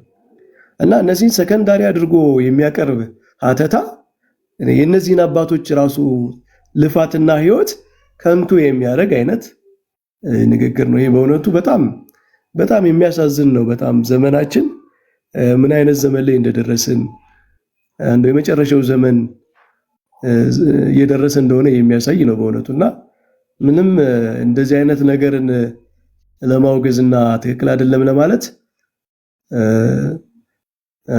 ቅንጣት የምናመነታ አይደለንም። ምክንያቱም የቤተ ክርስቲያን ወርቃማ የሆነውን ትምህርቷን፣ ወርቃማ የሆነ የመጽሐፍት አረዳዷን፣ ወርቃማ የሆነ በመንፈስ ቅዱስ የተዘጋጀውን ነገር ሰዎች በዚህ እየለኩ እንዲሸሹት የሚያደርግ አይነት ምስል ነውና እኒህን ነገሮች መቃወም ይገባናል። አባቶቻችን እዚህ ስራ ላይ የተጠመዱ አባቶች አሉ። ሊቃውንት ጉባኤ መጽሐፍትን ያያል፣ ይገመግማል። አሁን ይህ ስራ ተሰጥቶታል፣ እያገዝናቸው ነው ብዬ ነው የማስበው። እኒህን ነገሮች በመጠቆም እነሱ ሁሉን ነገር መስራት እንደው ጊዜም ስለማይበቃቸው እንዲህ ማገዝ አለብን። በቃ እንደዚህ አይነት ነገር ጥያቄ የሚፈጥሩ ስህተት ናቸው እኛ ስህተት ናቸው ብለን ነገ አባቶች ተነስተው ስህተት አይደሉም ቢሉ እኮ እንቀበላለን። የእነሱ ማብራሪያ የሚያሳምንን ማብራሪያ የሊቃውንቱን ማብራሪያ ባይገባን እንኳን እንቀበላለን። ግን እስካላሉ ድረስ እና እኛ በተማርነው በተረዳነው ነገር ስህተት እስከሆነ ድረስ ነግረን ስህተት ነው ብለን ለሊቃውንቱ ማመላከትም ይገባል። እነሱን ማገዝ ነው ብዬ ነው ማስበውና እኔ እንዲህ አይነት ነገሮች ትክክል አይደሉም፣ ትክክል አይመስሉኝም። ቢያንስ በእኔ መረዳት ትክክል አይደሉም። ያላውዳቸው የተነገሩ የቤተ ክርስቲያንን መረዳት የሚያዛቡ ናቸው ብለን ማቅረባችን ቤተ ክርስቲያን ላለባት በጣም ብዙ ስራ ጥቂት ሰዎች ሊቃውንት ውስጥ ያሉ ጥቂት ሰዎች ሁሉን ነገር ሊሰሩ አይችሉም። ጊዜም ያንሳቸዋል። የተቆጠበ ሊሚትድ የሆነ ጊዜ ኢነርጂ ነው ያላቸውና በዚህ መንገድ እናግዛቸዋለን ብዬ ነው ማስበው እና ይህንን ያው በትክክል መናገር አለብን። የሌለ ትራዲሽናል ያልሆነ ነገር ከሆነ በቃ እዚያ ላይ ያቆማል እኮ በቃ ትራዲሽናል ያልሆነ በትውፊት የሌለ ነገር ከሆነ አዲስ ነገር ነው። አዲስ ነገር ከሆነ የሆነ ነገር ደግሞ ገና ለመለካት የተዘጋጀ ነው፣ ለመመዘን የተዘጋጀ ነገር ነው እንጂ ቤተክርስቲያን ትምህርት ነው ተብሎ የሚነገርም አይደለም። አዲስ መሆኑ በራሱ ገና የሚታይ ነገር ያደርገዋል፣ የሚለካ ነገር ያደርገዋል እንጂ ቤተክርስቲያኗ እንዲህ ትላለች ተብሎ ለመነገር አያበቃውም። እና ይሄንን ለመናገር ነው ጥሩ ነገር ነው። ያው እንግዲህ ወደ በጎ እንቀይረዋለን። ሰዎቹ ቤተክርስቲያንን ለመክሰስ የቤተክርስቲያንን ትምህርት ለማጣጣል የሚያመጡትን ነገር እኛ ለበጎ አድርገን እንቀይራለን። በጣም አሪፍ ነገር ነው ያነሱ መምህር። አንዲት ነገር ብቻ ልጨምርና ወደ እናንተ ልምጣ። በጣም የሚገርማችሁ ነገር ላንሳ እዚህ መጽሐፍ ላይ አሳታሚው ተስፋ ማን ነው? ገብረ ስላሴ ብርሃኑ ነው። ይህ ሰውዬ ነጋዴ ነው። ማህተሚያ ቤት ያለው አክሱም ማህተሚያ ቤት ያለው ነጋዴ ነው። ማብራሪያ ሲጽፍ ያብራሩ ሰዎች ያብራሩ እገሌ ለምሳሌ የቤተ ክርስቲያኗ መጽሐፍ ይሄ የእምነትና እንትኗን ስርዓቷን የገለጹት ጳጳሳቱ ሊቃውንቱ ተዘርዝረዋል። አሁን እዚህ ማብራሪያ ላይ ማን ነው ባለቤቱ? የዚህ ማብራሪያ ባለቤት ማን የሚባሉ ተርጓሚ ናቸው። ተጠያቂነት የሌለበት ስማቸው እንኳ የለ። ከዚህ በኋላ እኔ እግዚአብሔር ምስክሬ ነው እንከታተላለን። ሲያብራራ አብራሪው ማንነቱ መታወቅ አለበት። አንደኛ ማን ያብራራው? ይሄንን አብራሪዎች ተርጓሚዎች እገሌ ተጠያቂነት መኖር አለበት። አንደኛ ታምረ ማርያም የቤተ ክርስቲያን መጽሐፍ ነው። ግለሰብ ወስዶ ሊያብራራው አይገባም። የተቋሟን መጽሐፍ ማንም እየወሰደ ማንም ይተረጉም። ከዚህ በኋላ ለምትጽፉ ሰዎች እኔ ሪከርድ አድርጉት ይሄንን ቃል ራሴ እኔ ዲቤት እገባለሁ። ከዚህ በኋላ የምታሳትሙ የቤተ ክርስቲያኗን መጽሐፍ የምታሳትሙ ሰዎች ከተቋሟ ውጭ ማለት ነው፣ በግላችሁ ለንግድ ለቢዝነስ እንደፈለጋችሁ በአፕሊኬሽን እንዲህ በጣም እኮ በሚያሳዝን ሁኔታ ግለሰቦች ናቸው በቃ የሚሸረችሩት። ቢያንስ ተጠያቂነት ሊኖርባችሁ እንደሚችልና እኛ ራሳችን ልንሞግታችሁ እንደሚችል አውቃችሁ አምጡት፣ ጻፉ ስትጽፉ እንጂ እኔ ግለሰብ የጻፈውን ሁሉ እየመጣው እዚህ ዕቅበተ እምነት ላይ ክርክር ውስጥ አልገባም። እኔ የምጠብቀው ቤተክርስቲያኗንና የቤተክርስቲያኗ ያለችውን እላለሁኝ፣ ሊቃውንቱ ያሉትን እንላለን። ግለሰቦችን ግን ዲፌንድ ጭምር ነው የምናደርጋቸው። ይሄ የቆየ የቤተክርስቲያን ትራዲሽን አለን። በቅኔያችን በአቋቋሙ በዜማው ይሄ እንደዚህ አይልም፣ ትክክል አይደለም ብለን እንደምንለው ሁሉ ለሚጽፉ ሰዎችም ይሄ ትክክል አይደለም። ወረቀት ስላገኛችሁ ብቻ ዝም ብላችሁ ፕሪንት እያደረጋችሁ የምታወጥ ሰዎች ካላችሁ ዲቤት ለመደረግ እነ መምህር በረከትን ጭምር ለመሞገት እየተዘጋጃችሁ ጻፉ። ጸሐፊ ስለሆኑ ነው፣ ይቅርታ።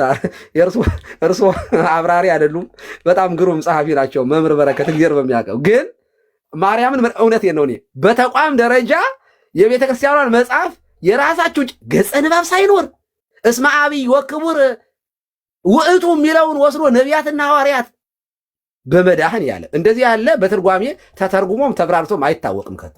ስለዚህ አንደኛ ገብረ ስላሴ ብርሃኑ እነማን ናቸው? መጽሐፍቶችን የሚያብራሩልን እነማን ናቸው? የሚያዩልህ አንድ ይሄንን ጠይቁልን የምታውቁት ሰዎች በቅርብ ካልሆነ እኔ ወደ ጠቅላይ ቤተ ክህነት የገድላትን የድርሳናትን ጉዳይ የያዙ ሰዎች አሉ። ለእነሱ ነገር ሪፖርት አድርጋለሁ። ማን ነው ይሄንን ያሳተመው? ማን ነው እንዲህ ብሎ ያስተማረው? ከየትኛው ገጸ ንባብ ላይ ወስዶ ነው ነቢያትና ሐዋርያትን ያስገባው? በየትኛው አውደ ኮንቴክስት ነው ይሄን ያስገባው? አለበለዚያ ነገውኑ ይችን ታወጣታለህ። እንደዚህ ነው የምንሞግተው። ግለሰብ ላይ ዲፌንድ እንዳታደርጉ። ማንም ኃላፊነት የለባችሁም። ጥሩ ሲጽፍ አፕሪሼት እናደርጋለን፣ መጽሐፍቶቻችን እናስተዋውቃለን። ልክ እንደነ መምህር በረከት አይነት መጽሐፍቶች በጣም ቆንጆ እነ መምህር ያረጋል፣ እነ ዲያቆን ብርሃኑ አድማሴ፣ እነ በአማን ነጸረ፣ እነ መምህር የንታ ገብረ መድን፣ እነ የንታ ኃይለ ማርያም የሚታወቁ በጉባኤ ቤትም የሚታወቁ በቴዎሎጂም የሚታወቁ ሰዎች የሚጽፏቸውን በጣም ደስ እያለን በጣም እየተመሰጠን እናነባለን። ተደብቀህ ስምህ የለም ማብራሪያ ገጸ ንባብ በሌለበት ተተረጉማለህ፣ ትቸበችባለህ፣ ደሞዝህን ትቀበላለህ። ኖ ሞር። ይህን ነው ማለት እንፈልገው። ቴንክ ዩ።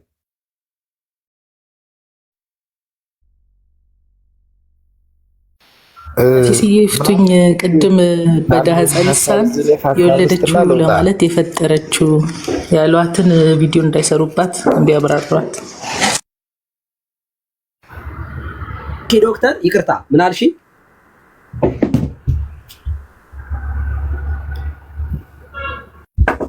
ዶክተር አለሽ ምንድን ነበር ያለች? አንተ ንገረኝ። ዳህፀ ልሳን መሰለኝ ሲናገሩ እርሶ እንትን ብለው ነበረ የወለደችው ሲሉ የፈጠረችው ብለው ነበር እና እሱ ላይ እንትን እንዳሉ ለምሳሌ አይ እችን እንኳን እነቀለም ያው ያ እንትን ይበሉባት እንጂ ያብራሯት እንጂ እመቤታችንን ፈጣሪ ናት ትላለች ካሉ እንግዲህ መቼስ እነሱ ምን ይሳናቸዋል እንጂ እኔ ያልሁኝ ፈጣሪዋ የወለደች ፍጥረት ዚስ ኢዝ ኦርቶዶክስ ብሎ እንዳይመጣብን። ዚስ ኢዝ ኦርቶዶክስ ካለ እመቤታችን ፈጣሪዋን የወለደች ፍጡር እናቱን ፍጡሩን እናቴ የሚላት ፈጣሪ እናቴ የሚላት እናት ናት ለማለት ነው። እንደዚያ ነው ያልኩት። እንግዲህ ሌላ ከሆነ ዳይፀ ልሳን ነው። ከተሳሳትኩኝም ዳይፀ ልሳን ብቻ በትምህርት ወለደችው ወይስ ፈጠረችው በሚለው ዲቤት እንዳይጠሩ ትቤት አይ እሱማ በምስክር ወስጃው ነው። ትቤት በፈጠረተኒ ወለደ ይላል ምስክሩ። ፈጠረ ወለደም ስለሚል በዚህ ተረጉምላችኋለሁ። ችግር የለውም። ፈጠረ የሚለው ሙሴ ፈጠረ ፈጣሪሁ ወፈጠረ ኪያሁ የሚላል አንድ ቅኔና ሙሴ ፈጣሪውን ፈጠረ የሚላል እና ፈጣሪውን ፈጠረ ሲባል ፈጠረ እዚህ ጋር ወደደ ተብሎ ይተረጎማል። እና ፈጠረ ሁለት ትርጉም ነው ያለው። ወደደ ፈጠረ ተብሎ ስለሚተረጎም እንደዚያ ነው። ለማንኛውም ግን እንደዚህ አላልኩኝም። ከተሳሳትኩኝ አም ሶሪ። እንደዚህ ያህል ዳይፀ ልሳን ካልሆነ መቼም እንደዚህ ያህል በዚህ ደረጃ ምሳሳት እንኳን ቄስ አይደለሁም። ማርያምን ቴንኪው። ግን ስምረትዬ ቴንኪው። እሺ እዚህ ጋር እኔ ቅድም አሁን ቀሲስ ገለጹት።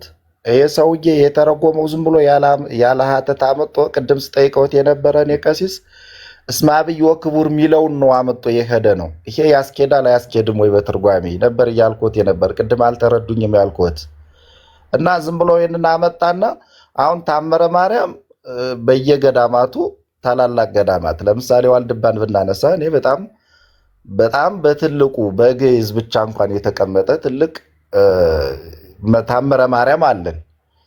በነዛ ነው ምንገለገለው። ይሄ ሰውዬ ግን ይሄንን አሁን እኔ ሰውየውን መጥቀሳውን ቀሲስ ከጠቀሱት ዘንድ አላምጣው ነው እንጂ እኔ አሁን አላወቅ ነው እኔ አላቀውም። ግን ይሄ ተተርጉሞ ከመጣ ሀተታ ብሎ ከመጣ እና የኔታ በረከትም አሉ እዚህና መታየት አይችልም ወይ ነበር እያነሳው ነበር። አይሆንም በቃ አያስፈልግም ከሆነ አያስፈልግም። እንዲህ አይነት ሀተታ የላትም። ይሄ ሰውዬ የሚገርመው ከላይ አምጦ የደፋው ሀተታ አለና አምጦ የደፋው ምንድን ነው? እስመ አብይ ወክቡር ውእቱ እንዲል ብሎ ነው የደፋው የዘጋው ማለት ነው። ወይም ሰሎ የሚለውን አይደለም የተረጎመ እና እስመ አብይ ወክቡር ውእቱ በሚለው መጣና ከወንጌል እንግዲህ ይበልጣል የሚለውን ሐሳብ ነው ያስገባ። ቅድም አኬ በደንብ እያብራራው ነበር። መጀመሪያ ቀሲስ ገብተዋል ያልገቡም መሰለኝና ግዕዝ የሚያውቅ ብለው ሲሉ ነው አጋጣሚ እንዲያውም እያየው የገባውና ቤተክርስቲያናችን ወንበር አላት። የወንበር ትምህርት በወንበር ትምህርት ተምሮ እንኳን የሐዲስ የብሉይ የሊቅ የመነኮስ ተብሎ ተመርቆ ወጦ እንኳን በቤተክርስቲያኗ ስርዓት ይመራል አይመራም ተብሎ እንኳን መምሩ ይገመገማል። ቤተክርስቲያኗ ይሄ ፍት ስጋዊና ፍት መንፈሳዊ ያላት ስንዱ እመቤት ምንላት በዚህ ነው። አንድ መምህር ብሎ አስተምሮ እንኳን አስመስክሮ ወጦ እንኳን ምስክር ይዞ ወጦ መምህር ነኝ እያለ ያልሆነ ትምህርት ካስተማረ ይወጣል። በመጻሕፍት አጸጻፍ ግን አሁን ለቢዝነስ የሚጽፉ አሉ፣ መጻሕፍትን ለመበረዝ የሚጽፉ አሉ። ይሄ በተለያዩ ተቀጥሯቸው የሚጽፉ አሉ፣ በተለያዩ ተልእኮ ማለት ነው። አሁን ባለፈው ሀገረ ስብከት እንዲያውም አጋጣሚ ሂደን የሆነ መጽሐፍ ሊመረቅ ጥያቄ እየጠየቅን ነበር። በእንትን ተገምግሞ ወጥቷል ወይ በሊቃውንት ብለው ነው ቅድሚያ የጠየቁን። ይህ አይነት መሆን መቻል አለበት። አንድ መጽሐፍ ሲመረቅ በራሱ የሀገሪቱ በሲኖዶሱ ታይቶ፣ ሲኖዶሱ ደግሞ ለምንድን አለው ለሲኖዶስ ተጠሪነት ያለው ሊቃውንት አለ አይደል? የሊቃውንት ጉባኤ ይህንን ታይቶ የሊቃውንት ጉባኤ ያልደረሱበትን ደግሞ ያልቻሉትን ከጊዜና ከቀን ጉዳይ እንኳን ያልደረሳቸውን ወይ መጽሐፉ እጃቸው ላይ ያልገባውን ደግሞ ሊቃውንት በየአድባራቱና በየገዳማቱ አሉ፣ ወንበር ተክለው የሚያስተምሩ እነ የኔታ አስማኮነ እና አባ ገብረ ኪዳን እነ የኔታ ገብረ መድኅን እነ ሊቀ ሊቃውንት እንኳን አይደለም ይሄ ታምረ ማርያም ይቅርና እኮ ሃይማኖተ አበው በብዙ አይነት ተተርጉሞ በራሱ ግራ እየተጋባድ ያለ ብዙ ሀተታ ሲገባ መታየት አለበት የሚል ሐሳብ ሁሌም እኔ የጥያቄ የሆነብኝ ነው። እና አሁን እዚች ታምረ ማርያም ላይ ያስገባት እስመ አብይ ወክቡር ውእቱ የሚለዋን አመጣና ሀተታ ይበልጣል። ከዛ ነቢያት የተናገሩለት ሐዋርያት የሰበኩት ስለወለደች ብሎ ደፋው። ጥያቄ የሚያነሳ የሚያጭር ግን ወደ ላይ ተቀምጧል ነው። አሁን እዚህ ላይ ቅድም ይሄንን ነበር ስለወት የነበር ቀሲስ አልተረዱኝም ያልኩት ማለት ነው። ቅድም የሰውየው ያስገባት ሐሳብ እስመ አብይ ወክቡር የምትለዋን ነው የተረጎማት እና ይህ በጭራሽ የሚያስኬድ አይደለም። በዘር የሚያስኬድ አይደለም። ዘር አለ፣ ዘር ይነበባል፣ ከዛ ይተረጎማል። ከዛ ሀተታ እንኳን ምሳሌ እንኳን ሲመጣ ምሳሌ ዘይሐጽጽ ብሎም ያስቀምጣል ወንጌል አይደል? የማይመጥ ምሳሌ እንኳን ሲሆን ምሳሌ ዘይሐጽጽ እንጂ ከአስራው ብሉያትና ሐዲሳት የተቀመጡ ከአስራው መጻሕፍት ሊበልጥ እንዴቱ ነው? ወንጌልን ሊበልጥ ይችላል? በጭራሽ። የትኛውም መጽሐፍ ሲወጣ ታምረ ማርያም ብንል በወንጌል ተገምግሞ ነው። የወንጌል ልጅ ነው ወይ ትክክለኛ ከመጻሕፍት ጋር የማያጣላና የማያጋጭ ጥያቄ የማያጭር ነው ወይ ተብሎ ተገምግሞ ነው የሚወጣ። ከዛ ሲቀጥል ደግሞ ታምረ ማርያም ደግሞ ትልቅ መጽሐፍ ነው። ጣና ገዳማትን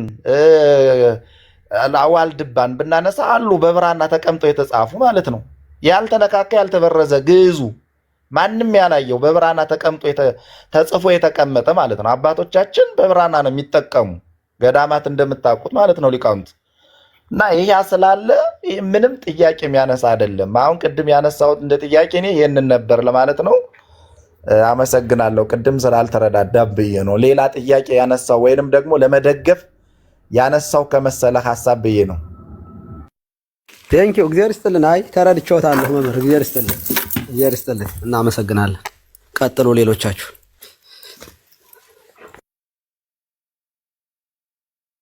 ቀሲስ የሀተታ መጽሐፍ ቤተክርስቲያንን አልፎ እንዴት እዛ ደረሰ? አዎ እሱ እኮ ነው። እኔ አንደኛ ሀተታ በትርጓሜ ውስጥ አንድምታ፣ ሀተታ የሚባሉ ነገሮች አሉ እና ሀተታ አብዛኛውን ምርመራ ማለት ነው። በነገራችን ላይ ምርመራ ማለት ነው ዲቴል ገብቶ የነበረውን ታሪክ ሁኔታ የሚያብራራ ማለት ነው። ማብራሪያ ማለት ነው። በሌላ የትርጓሜ እንደማለት ነው። ሀተታ ምርመራ ማለት ሀተታ ማለት መረመረ ማለት ነው። ምርመራ አሁን ይሄ በምርመራ ራሱ ሲሄድ ነው። በምርመራው ራሱ አይገናኝም። ምክንያቱም ስንመረምር ራሱ ይሄንን ወደ የትርጓሜ ሀተታ ከሆነ ገጸ ንባብ ጠብቆ ነው። ገጸ ንባብ ማለት ዘሩ የተጻፈበትን አውደት ኮንቴክስቱዋል ነው የምታብራራው። ይሄ ወኢይምሰሎ ለኩሉ።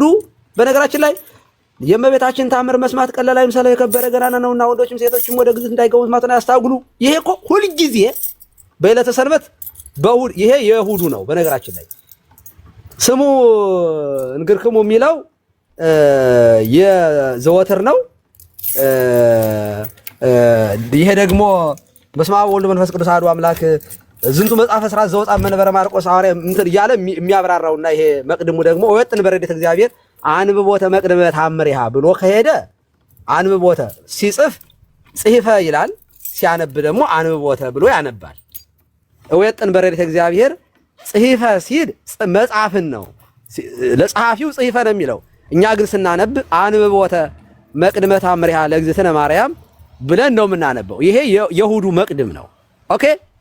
ታዲያ እስመ አብይ ወክቡር የእመቤታችንን ተአምረ መስማት ቀላል አይምሰለው ነው ሐሳቡ። ይሄ ነው፣ ቀላል አይደለም ተአምረ ማርያም መስማት። ምክንያቱም ስለ ወልደ እግዚአብሔር ነው የምናወራው። ተአምረ ማርያምን ስናወራ ተአምረ ማርያም ማለት እመቤታችን በእመቤታችን ላይ ነገረ ማርያምን መናገር ማለት ነው። ወይንም ደግሞ እመቤታችን ያደረገችው ተአምር አለ።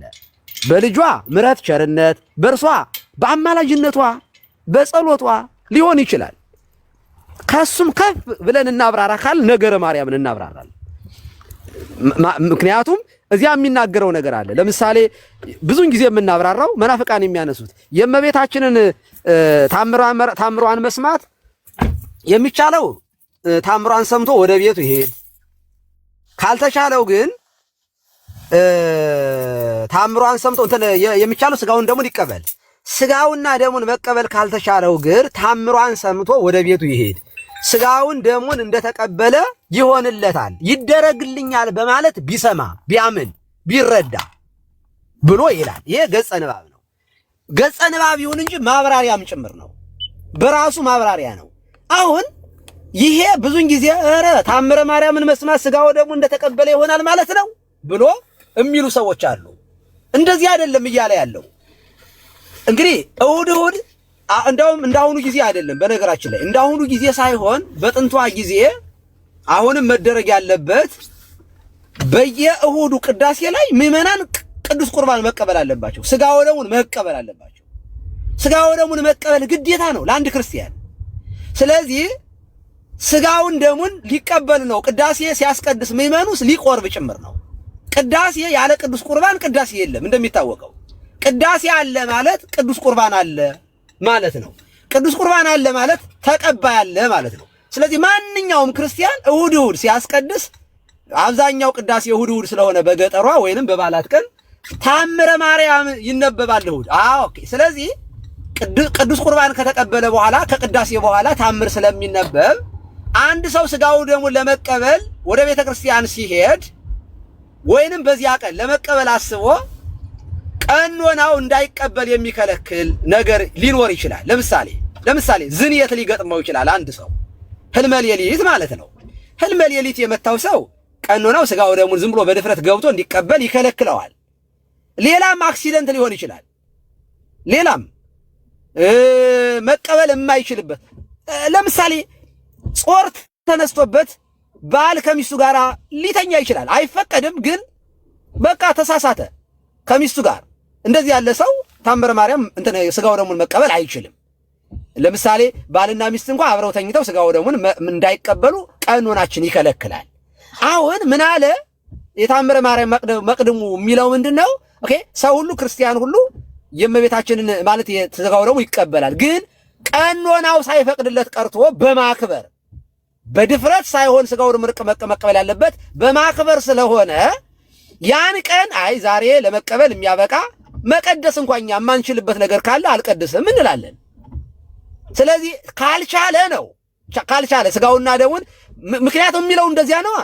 ስጋውን ደሙን መቀበል ካልተቻለው ነው የሚለው። ካልተቻለው ማለት ቀኖናው የሚከለክለው ሆኖ አይ ፍዳን እበላለሁኝ ሳይገባኝ አልቀበልም ብሎ ንስሐ ሳልገባ የሚል ሰው ካለ አለ አይ እንግዲያስ እሑድ ታምረ ማርያም ስለሚነበብ ሌላውን አገልግሎት ታምሯን ሰምቶ በገጠር ወንጌል ምናምን ስብከት ምናምን ብዙ አይታወቅም።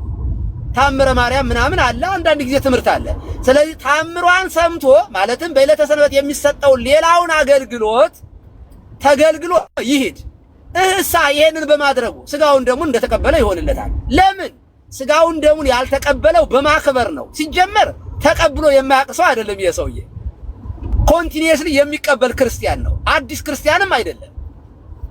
አንድ ቀን ስላልተቀበለ ደግሞ ለዘላለም ሕይወት የለህም የሚባልም አይደለም። ኦኬ። ስለዚህ ሌላውን አገልግሎት ተካፍሎ ይሄድ ታምሯን ሰምቶ በማክበሩ በድፍረት ከሚቀበል ይልቅ አይ ሌላውን አገልግሎት ታምረ ማርያሙን ዝክሩን ሊሆን ይችላል ያንን እሑድ የሚሰጠውን አገልግሎት ይሄድ። ይሄንን በማክበር ስለሆነ ያደረገው ስጋውን ደሙን እንደተቀበለ ይሆንለታል፣ ይደረግለታል ነው። ይሄ ጥንቅቅ ያለ ትምህርታችን ነው። ባይዘው ለምሳሌ እኔ ለመቆረብ እየሄድኩኝ ለማስቀደስ እየሄድኩኝ ቅዳሴ ገብተው ባገኛቸው ወይንም ደግሞ መኪና ዲና ተሰናክሎብኝ ሊሆን ይችላል በሆነ ነገር አክሲደንት ገጥሞኝ ባረፍድና ሳልቀበል ብቀር ጌታችን እንደተቀበልኩ አድርጎ ነው የሚቀበልልኝ። ሐልዮ ከመገቢር የምንለው ይሄንን ነው። ምክንያቱም ኦልሬዲ እኔ ለመቀበል ሙሉ በሙሉ ተዘጋጅቻለሁ። ግን ጊዜውን ቦታውን ማመቻቸት የጌታ ስራ ነው። ስለዚህ በሆነ አክሲደንት ሳልቀበል ብቀር እንደተቀበልኩ ነው የሚቆጠርልኝ። አንድ ሰው እኮ ለመጠመቅ ሲመጣ ወደ ቤተክርስቲያን አክሲደንት ቢገጥመው እኮ የሰውዬ እኮ ሲኦል ይገባል አንልም እኛ። ለምን? ኦልሬዲ ወስኗል፣ አምኗል። አየህ። ስለዚህ ታምረ ማርያም የሚያብራራው ይሄንን ነው። ስጋውን ደሙን መቀበልና ታምረ ማርያም መስማት አንድ ነው አይደለም። ሐሳቡ እንደዚህ አይደለም። መናፍቅ ከሆንክ ግን ጭንቅላት ስለተበረዘ አንሻፈህ ትረዳዋለህ። የክርስቲያን አእምሮ ካለህ ግን አቃንቶ ማድመጥ ያንተ ድርሻ ነው። እኛ ክርስቲያኖች በዚህ አንሰናከልም። ስለዚህ ይሄ የዛሬው ግን ፈጽሞ አራምባና ቆቦ የሆነ ማብራሪያ ስለሆነ አንቀበለውም። እግዚአብሔር ይስጥልን። ቀሲስ አዳምሻ ሌሎች ወንድሞች እህቶች አስተያየት ይስጡና በጸሎት ያሳርጉልን አይደል? በትክክል አጋቱ ነኝ። ሀሳብ ካላችሁ ሀሳብ ስጡ። ኤስትሮስ ሲምሪ በጣም ቀሲስ እግዚአብሔር ይስጥልን፣ እግዚአብሔር ያክብርልን። በጣም ምንወዶት እናከብሮት። አጋጣሚ እንዲያውም ዛሬ እንዲህ ላይ ባገኘሁት እከታተልዎት እንዲህ ተገናኝተን እንኳን አናውቅም። እንዲሁ እኔም የሚዲያም ሰው አይደለሁም በእርግጥ እና አንዳንዴ የሆኑ እነዚህ ዝም ብለው ተመሳስለው የሚገቡ ቃላቶች ይሄ ወይ ሀድጎ ለባዕድ ብሎሙ የሚል ነገር አለ አይደል? ሀብታቸውን ባዳ ይነጥቅባቸዋል የሚል ነገር አለ ዳዊት። አሁን የኛን እውነት ለመናገር እየተጠቀምንበት ስላልሆነም ነው እየገቡ በደንብ ሊቃውንት የጻፉትን ትተን እነዚህ የሚያመጡት በጣም የሚያስጠላ ሀተታ እየጨመሩ የሚያመጡት ሊቃውንትን መከተል እያቆምንም ስለሆነ ይመስለኛል ብዙ ጊዜ ማለት ነው። እና እንደነዚህ መልስ የሚሰጡትን ሊቃውንትን በደንብ እየተከታተልን ምን አሉ የሚለውን ሀሳብ ብንይዝ በጣም መቀየር እንችላለን። ከዛ ሲቀጥል ደግሞ በዚህ ጉዳይ ሊቃውንት በደንብ የተሻለ መጽሐፍ ቢያወጡበት ሀተታ ቢባልስ በየት መጥቶ ነው? ይሄ ሰውዬስ ይታወቃል አይታወቅም ወይ? ከዛ ሲቀጥል ደግሞ የግለሰብ ሀሳብ ከሆነ አሁን ይሄ መጽሐፍ እኮ ቀሲስ በየቤተ ክርስቲያኑ ተሰራጭቷል ማለት ነው። እኔ ቅድም የሄድኩ የነበረ ሀሳብ ታምረ ማርያም ማለት በየአጥቢያው የሚነበብ ነው። ስለዚህ በየአጥቢያው ከገጠር እስከ ከተማ ገብቷል ማለት ነው። አድባራትም ላይም ገብቷል ማለት ነው። ይሄ ከጥንት ጀምሮ መጻሕፍትን እየበረዙ ወደ ገዳማትና ወደ አድባራት ይሄው አለ በቤተ ክርስቲያናችሁ ለማለት እንዲመቻቸው የሚያሰራጩ ብዙ አሉ እና በሊቃውንት በደንብ ቢሄድበት እላለሁ። ቀሲስ በጣም እናመሰግናለን። እግዚአብሔር ይስጥልኝ። ጥሩ ሀሳብ ነው። ከዛ ሲቀጥል ደግሞ ግራ እንዳንጋባ የሚያደርገን ተመልካቾች ደግሞ በብራና የተጻፈ ራሱን የቻለ እዚህ በየአድባራቱ በየገዳማቱ ከሚነበበው በይበልጥ ደግሞ ታላላቅ መጻሕፍቶችም አሉ ታምረ ማርያም ማለት ነው እና እሱም ስላለ ያን ያህል ግራም ያጋባ አይደለም። የሆነ ሀሳብ ሲመጣ እንዲህ ሊቃውንት መጠየቅ ይሄ ቃል እንደዚህ ይተረጎማል ወይ? ይሄንን ሀተታ ያስኬዳል ወይ? ይሄንን ሀተታ ያመጣል ወይ? ሀተታ የሚለው ቃል አሁን በብሉይም በአዲስም በሁሉም ያለ ቃል ነው። በምሳሌ ግን ይሄን ያስኬዳል አያስኬድም ወይ የሚለውን እንደዚሁ ሲጠየቅ ግልጽ እየሆነ ይሄዳል ማለት ነው። ምናልባት ቅድም ስናገር እኔ እንደ ተከራካሪ ወይ ደግሞ ለሱ ጠበቃ እንደቆምኩ አድርገው የተረዱ ያሉ ይመስለኛል። አሁን ነው እንዲያውም ያየሁት እንትኑን ኮሜንቱን ማለት ነው። ኮሜንት አላነበብኩም ነበር። እኔ ስጠይቅ የነበረ እስመ አብይ ወክቡር ውእቱ የሚለውን የተረጎመው ያስኬዳል ወይ እያልኩ ነበር። ቀሲስን ስጠይቅ የነበረ ግልጽ ያልሆነላችሁ እንጂ በጭራሽ መጽሐፉ ላይ የሌለ ነው። አኬም ቅድም እየመለሰው ነበረ። እንደዚህ አይነት ነገር የለም። መጽሐፍ በመጽሐፍ ቅዱስ መዝነን ነው የትኛው መጽሐፍ ሲጻፍ ምንቀበለው፣ በወንጌል መዝነን ማለት ነው እንጂ የትኛውም ከመሬት ተነስቶ አሁን በጣም እየተቸገርን ያለን መምህር የሚለው ዝም ብሎ ይጻፋል፣ ይለጠፋል። እኔ እውነት ለመናገር መምህር የሚለው ስም እንኳን የማይመጥነው ጨርሶ ከመሬት ተነስቶ መጽሐፍ ይጽፋል፣ ከዛ መቸብቸብ ነው። እንዲህ አይነት እዚህ ገዳም ሲያገለግሉ የነበሩ እዚህ የነበሩ እየተባለ ታልጋ ይለጠፍና የገቢ ምንጭ ነው አሁን እየተፈለገ ያለ እና ከዛ አንጻር ነው ለማለት ነው። ካረዳድ ቃል ግድፈት ካለ ምናልባት ግልጽ ያልሆነላችሁ ግልጽ ለማድረግ ነው የተናገርኩ እንጂ እግዚአብሔር ይስጥልን። ቀሲስ እናመሰግናለን። ሰላም ዋሉልኝ። መልካም ቀንሽ። አመሰግናለን። እግዚአብሔር ይስጥልን። ይቅርታ እኔ ኢንተራፕት ስላደረኩት ይቅርታ አድርጉልኝ። እግዚአብሔር ይስጥልኝ። ዶክተር ቀጥይሽ። ቃልዮት ያሰማልን ሁላችንም። ያው መጽሐፉ ላይ የተዘረዘሩት ቅድም እዛ የተባለው ምንድነው ቦርናጌን ያነሳው ሐሳብ የነበረው ታምረ ማርያም ከነቢያትና ከሐዋርያት መጽሐፍ ይበልጣል ብላ ነው ቤተክርስቲያኗ የምታምነው ብሎ ነበር ያመጣው። ቤተክርስቲያናችን ግን ፍትሐ ነገሥት የሚል መመሪያ አላት ራሷ።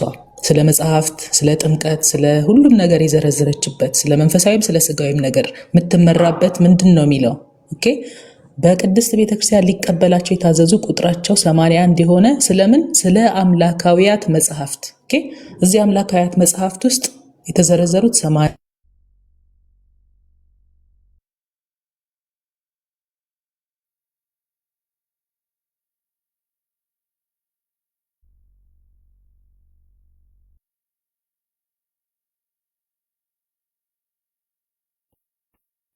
አለን አይደለኛ? ያ አይ ቲንክ ስታክ አድርጋለች ዶክተር።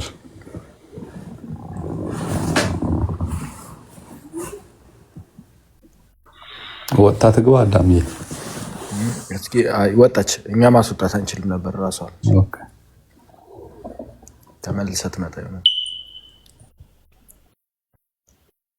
አዳምዬ ቀሲስ አባታችን ቆይ አንድ ትክክለኛውን ታምረ ማርያም በዚህ አጋጣሚ አንድ ላሳያችሁ። ማለት ቤተክርስቲያናችን የምትጠቀመውን ይሄ የራሴ ነው፣ ይቅርታ ይሄ የግሌ ነው። ቤት ያለውን አሁን ቤት ገባሁኝና የምታዩት እሺ እንደዚህ ላድርገው እንዴ? ያው ይሄ ታምረ ማርያም ጥንታዊ ይዘቱ እንደተጠበቀ ነው የሚለው። ታምረ ማርያም ግዕዝና አማርኛ ነው።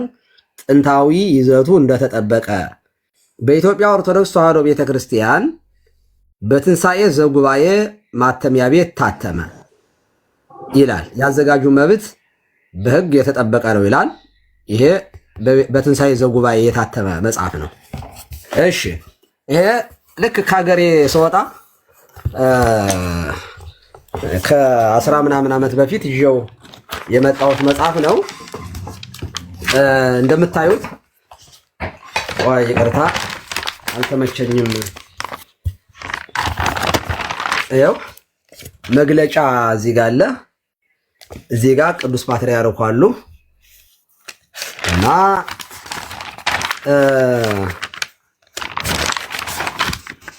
እንደምትመለከቱት ስንት ታምራትን የያዘ ነው? ይኸው 342 ታምራትን እንትን ፔጁ ነው። ይሄ ፔጁ ነው። 211 ታምራት ነው ያለው። ይኸው እዚህ ጋር 211 ታምራትን የያዘ ነው። ይኸው የምታዩት ነው። እዚህ ላይም በኢትዮጵያ ኦርቶዶክስ ተዋሕዶ ቤተክርስቲያን ትንሣኤ ዘጉባኤ ማተሚያ ቤት ታተመ ነው የሚለው። እዚህ የዘወትር መቅድም ነው። የዘወትር መግቢያው ነው። በስመ አብ ወወልድ ወመንፈስ ቅዱስ አሐዱ አምላክ ስምዑ ነግረክሙ አሁ የፍቁራን ውልደ ቤተ ክርስቲያን አንድ አምላክ በተባሉ በአብ በወልድ በመንፈስ ቅዱስ ስም አምኜ የምነግራችሁን የቤተ ክርስቲያን ልጆች ወንድሞች ስሙ፣ እግዚአብሔር ይባርክሙ ያብራሂም ታልባቢክሙ ብሎ ይናገራል። ይሄ እንዳለቀ ይኸው እንደምትመለከቱት ዘከበ ይለሉ ሰጊድ ለማርያም ብሎ ሰግድ ለኪ ይላል። ይሄ እዚህ ጋር ይጨርሳል። ይጨርስና መቅድሙ እንደ መግቢያ ምን ብሎ ይጨርሳል? ጸልይ ወሳል ይለለ ምረት አበ ፍቁር ወልድኪ ከመ ይስረይ ለነ ኃጣውኢነ እኛ ከምንወደው እርሱም ከሚወደድ ልጅሽ ኃጢአታችንን ያስተሰርይልን ዘንድ ለምኝልን ካለ በኋላ ታምሪሃ ለእግዝእትነ ብሎ ከታምራት አንዱን ከዕለቱ ጋራ ሚያዝ ታምሩን አውጥቶ ያነባል። በዕለተ ሰንበት ሲሆን ግን በዕለተ ሰንበት የሆነ እንደሆነ መቅድሙ ይሄ ዘወትር ነው ብያቸዋለሁ። ከሰኞ እስከ ቅዳሜ ያለውን ነው እና በእመቤታችን አብይ በዓላት በሚሆንበት ጊዜ አሁን ይሄ በዕለተ ሰንበት ነው። ይሄ ማለት በዘወትር ያኛው ይነበባል። ይሄ በእመቤታችን በ33 በዓላት እና እንደዚሁም በእሑድ ይነበባል።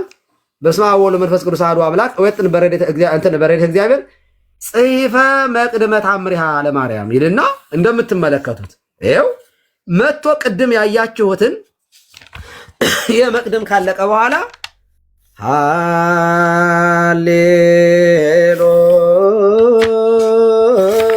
ሃሌሉያ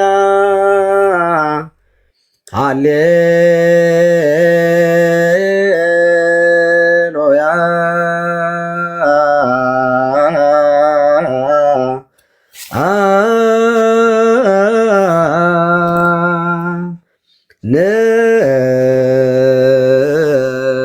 ንስግድ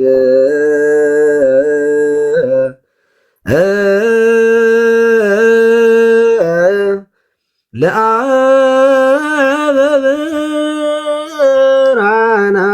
ብርሃናት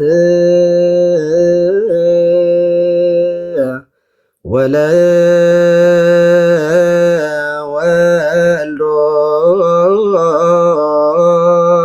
ዋህድ ወለመንፈስ ቅዱስ ጰራቅሊጦስ ስሉስ እሩይ። ምን ማለት ነው? ይኸው ዓለም ሳይፈጠር የነበረው ዓለምን አሳልፎ የሚኖር ማለት ነው። ሃሌሉያ ማለት የተካከሉ ሶስት ለሚሆኑ ብርሃናትን ለፈጠረ ለአብ ለአንድ ልጁም ለሚያጸናን ለመንፈስ ቅዱስም እንስገድ አንንሆነው ይላል። አሁን ይላል እና ይሄ ዜማ ከተዜመ በኋላ እንደምታዩት ይሄ በሙሉ በዜማ የሚባል ነው።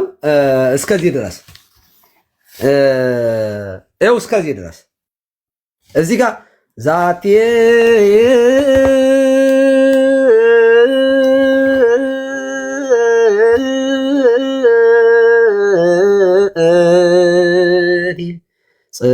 ጽዮን አዳዝ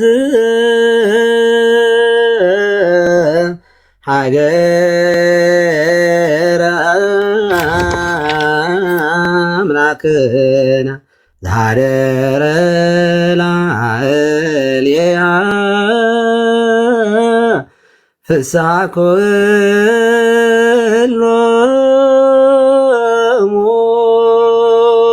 ነቢያት ቅዱሳን ብሎ ወይምሰሎ ለኩሉ ክርስቲያናዊ ቀሊለ ሰሚያት አምሪሃ ለማርያም እስመ አብይ ወክቡር ውእቱ ወኢያጽርው ሰሚዖቶ እድ ወአንስት ከመ ኢይባኡ ውስተ ግዘት ይላል። አሁን ይህንን ነው ቅድም ስንነጋገርበት የነበረው ቃል በቃል ለክርስቲያን ሁሉ የእመቤታችንን ታምር መስማት ቀላል አይምሰለው፣ የከበረ ገናና ነውና። አሁን ነው ቀሲስ ይህችን ነው እዚያ ጋር ወስዶ የከበረ የምትለዋን እኮ ነው እስመ አብይ የምትለዋን ሁሉ መጽሐፍ የከበረ ነው ብሎ የወሰዳት ማለት ነው። እኔም እኮ ቅድም ስል የነበረ ይሄ ያስኬዳል ወይ እስመ አብይ ወክቡር የሚለው ከመጻሕፍትን እንዴት አድርጎ አምጥቶ ነው ከነቢያትና ከሐዋርያት መጽሐፍ ይበልጣል የሚለውን እስመ አብይ ወክቡር የሚለው እንዴት አድርጎ ተርጉሞት ነው የሚለው በጣም አሁን እንግዲህ የከበረ ገናና ነውና የምትለዋን እኮ ነው ወስዶ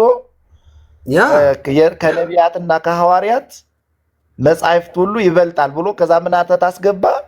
እመቤታችን ነቢያት የሰበኩትን ይወለዳል ይወርዳል ይወለዳል ብለው ሐዋርያት ደግሞ ተወለደ ተሰቀለ ዓለምን አዳነ ቤዛ ሆነ ብለው ያስተማሩትን የሰበኩትን ስለወለደችላቸው ብሎ እስመ አብይ ወክቡር ውእቱ እንዲል ብሎ የዘጋው ማለት ነው። እሱ ማብራሪያ ደግሞ የሚመጣ ይኸውልህ፣ እሱ ማብራሪያ የሚብራራው መልዕልተ ፍጡራን መትሕተ ፈጣሪ ለምንድን ነው የምትባለው? ለምንድን ነው ከፍጡራን በላይ የተባለችው ሲባል ነቢያት ትንቢት የተናገሩለትን ሐዋርያት በስሙ የሰበኩለትን ይወልዳለችና የነቢያትን የሐዋርያትን የመላእክትን ሁሉ ፈጣሪ ወልዳዋለችና መልዕልተ ፍጡራን እንላታለን። እንዴ ይሄ እኮ ምንም ጥያቄ የለውም። እና ይሄ የሚብራራው እዚህ ላይ ነው። እመቤታችን ለምን እናከብራታለን? ለምን መልዕልተ ፍጡራን እናትላት ከተባለ እንዴ ማን ሊወዳደራት ነው? ማን? ነቢያትን ነቢዩ ኢሳይያስን እናወዳድረው? መልአኩን አምጥተን እናወዳድረው? አናወዳድርም። ምክንያቱም የፈጣሪ የመላእክት የነቢያት የፈጣሪያቸው እናት ናት። እናቴ ያላት ናት። ስለዚህ የአምላክን እናት ከማን ጋር እናወዳድራለን? በመኑ ወበአምሳለ መኑ ናስተማሰለኪ ብሏል እኮ። በምን እንመስላታለን እንዴ? ለእሷ ማብራሪያ ራሱ ምሳሌ እዛ ይሐጽጽ ነው። እውነት ለመናገር የአምላክን እናት ወላዲተ አምላክ ቴዎቶክስን በምን ታብራሯታላችሁ? ፈጣሪ ብትሆን አይደንቀንም ነበረ። ምክንያቱም ፈጣሪ ይህንን አደረገ ተብሎ አይደነቅም፣ ይነከራል። ማለት ግሩም ግብር ከንለዋለን እንጂ እንዴት ቻለ ምናምን አንለውም። እግዚአብሔር መቼም እንዴ ለእግዚአብሔር እንዴት ቻለ ይባላል እንዴ? ሁሉን ቻይ ነው እሱ እግዚአብሔር። እንዴ እሷ ግን ፍጡር ሆና እንዴ ፍጡር ሆና ሰው ሆና ፍጹም ሰው ሆና እንዴት ፍጹም አምላክን ወለደችው የሚለው ከአይምሮ በላይ ነው። በቃ ይሄ የእግዚአብሔር በእመቤታችን ላይ እግዚአብሔርን ግሩም የምንልበት ነው። እሷም እኮ ብላለች ለእግዚአብሔር እስመ አልቦ ነገር ዘይሳነው ለእግዚአብሔር ሲላት መልአኩ ይኩነኒ በከመ ትቤለኒ አለች። ያመነች ብፅዕት ናት። የዓለሙን ቋጠሮ የፈታች ናት። የሔዋንን አለመታዘዝ የቀለበሰች የመዳናችን ምክንያት ናት እመቤታችን። እንዴ ባህሊት ናት። አካላዊ ቃልን እሺ ብላ ሰማያዊውን መልአክ ሰምታ የዓለመታዘዝን ታሪክ የገለበጠች እኮ ናት። እሺ በማለት ዓለሙ እምቢ በማለት ሞትን አመጣ። ሔዋን ሞትን አመጣች እምቢ ብላ ባለመታዘዝ። ከዚያ ልጆችም አመፀኛ ሆኑ። እርሷ ግን እሺ አለች። እሺ ብላ ሕይወትን ወለደች እና ማርያም በእንተዝን አፈቀረኪ ወነአብየኪ ለምን እስመ ወለድኪ ለነ መብልዐ ጽድቅ ዘበአማን ወስቴው ዘበአማን። ይሄ ነው በቃ። እንዲህ ነው እመቤታችንን ማክበር፣ እንዲህ ነው እመቤታችንን ማግነን ካለብን ምናምን እንጂ ተአምረ ማርያም ከነቢያትና ከሐዋርያት መጽሐፍ ይበልጣል የሚል በየትኛውም ትርጓሜ ቤት በየትኛውም መምህር አንደበት ሰምተን አናውቅም። ዝም ብላችሁ ይሄ ደማችሁ ሲሞቅ ስሜታችሁ ሲግል የምጽፉ ከሆነ ግን ዲቤት ለመደረግ ተዘጋጅታችሁ ነው። ጥሩ አይደለም እና በርቱ፣ ጠንክሩ። እንደዚህ ያለ ነገር መናፍቃን ግን ይኸውላችሁ አሁን መናፍቃን ጤነኛውን አያነቡም። ባይዘው የነሱ ዝንቦችና መናፍቃን አንድ ናቸው አለ ጎርጎርዮስ ዘኒዝናዙ። እነሱ የሚፈልጉት የሚከሱበትን ነው። እኛ ዝንቦች አለ ቆሻሻ ባለበት ህር ብለው ይሰፍራሉ። መናፍቃንም እኛ የሚከሱበትን ሁልጊዜም እየፈለጉ በእኛ ውርለት ላይ ነው አለ ውር የሚሉት። አሁን እግዚአብሔር በሚያውቀው ይህን ተአምረ ማርያም እንጠቀምበታለን፣ ህይወት እናገኝበታለን፣ ማለትም ስለ ክርስትና ጥሩ ነገር እንማርበታለን ብለው ሳይሆን ለመክሰስ ነው ይህንን ያገላበጡት። ጥሩ ነው አገላብጡ። እንደዚህ ያለ ግን የተሳሳተ ነገር ካለ ምንም ችግር የለውም፣ እናርመዋለን። ችግር የለውም። እናንተ ደግሞ ምጽፉት ያልነ ቀሲስ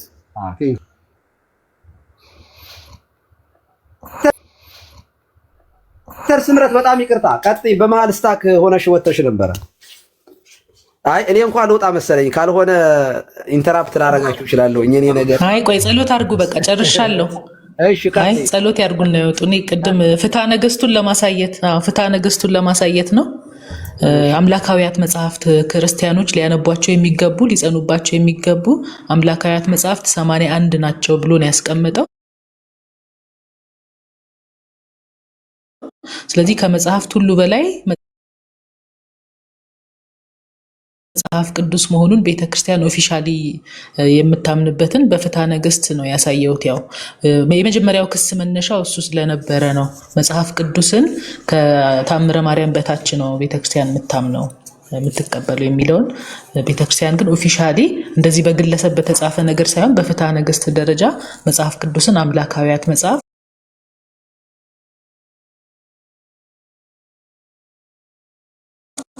ከሁሉም መጽሐፍት በላይ ማለት ነው። ቀሲስ እንደሚያውቁት አሁን ፍትሐ ነገሥት ላይ ኪዳን በራሱ የሐዲሳት ተብሎ ይቆጠራል። ከሐዲሳት መጽሐፍ ማለት ነው። የሐዲሳትን መጽሐፍት ሲዘረዝር ፍትሐ ነገሥት ላይ አሁን በወንበርም እንደሚታየው ኪዳንን ያስገባና ይሄኛ የምናስደርሰው እነዚህ አጭሯ የዕለት ኪዳኑ ሳይሆን ኪዳን ብሎ ሰባቱም ይዘረዝራቸዋሉ በውስጡ ማለት ነው። ይዘረዝራቸዋሉ በውስጡ ማለት ነው። ለቅዳሴ ጊዜን ምናምን እያስገባ እና ይሄንን አሁን ፍትሐ ነገሥት ስለጠቀሰ ግን ተጠቃሽ ብለን እንደ መጽሐፍ ቅዱስ ምዕራፍ ቁጥር አውጥተን እዚህ ላይ ኪዳን እንደዚህ ይላል ብለን ግን አስተንተን ብለን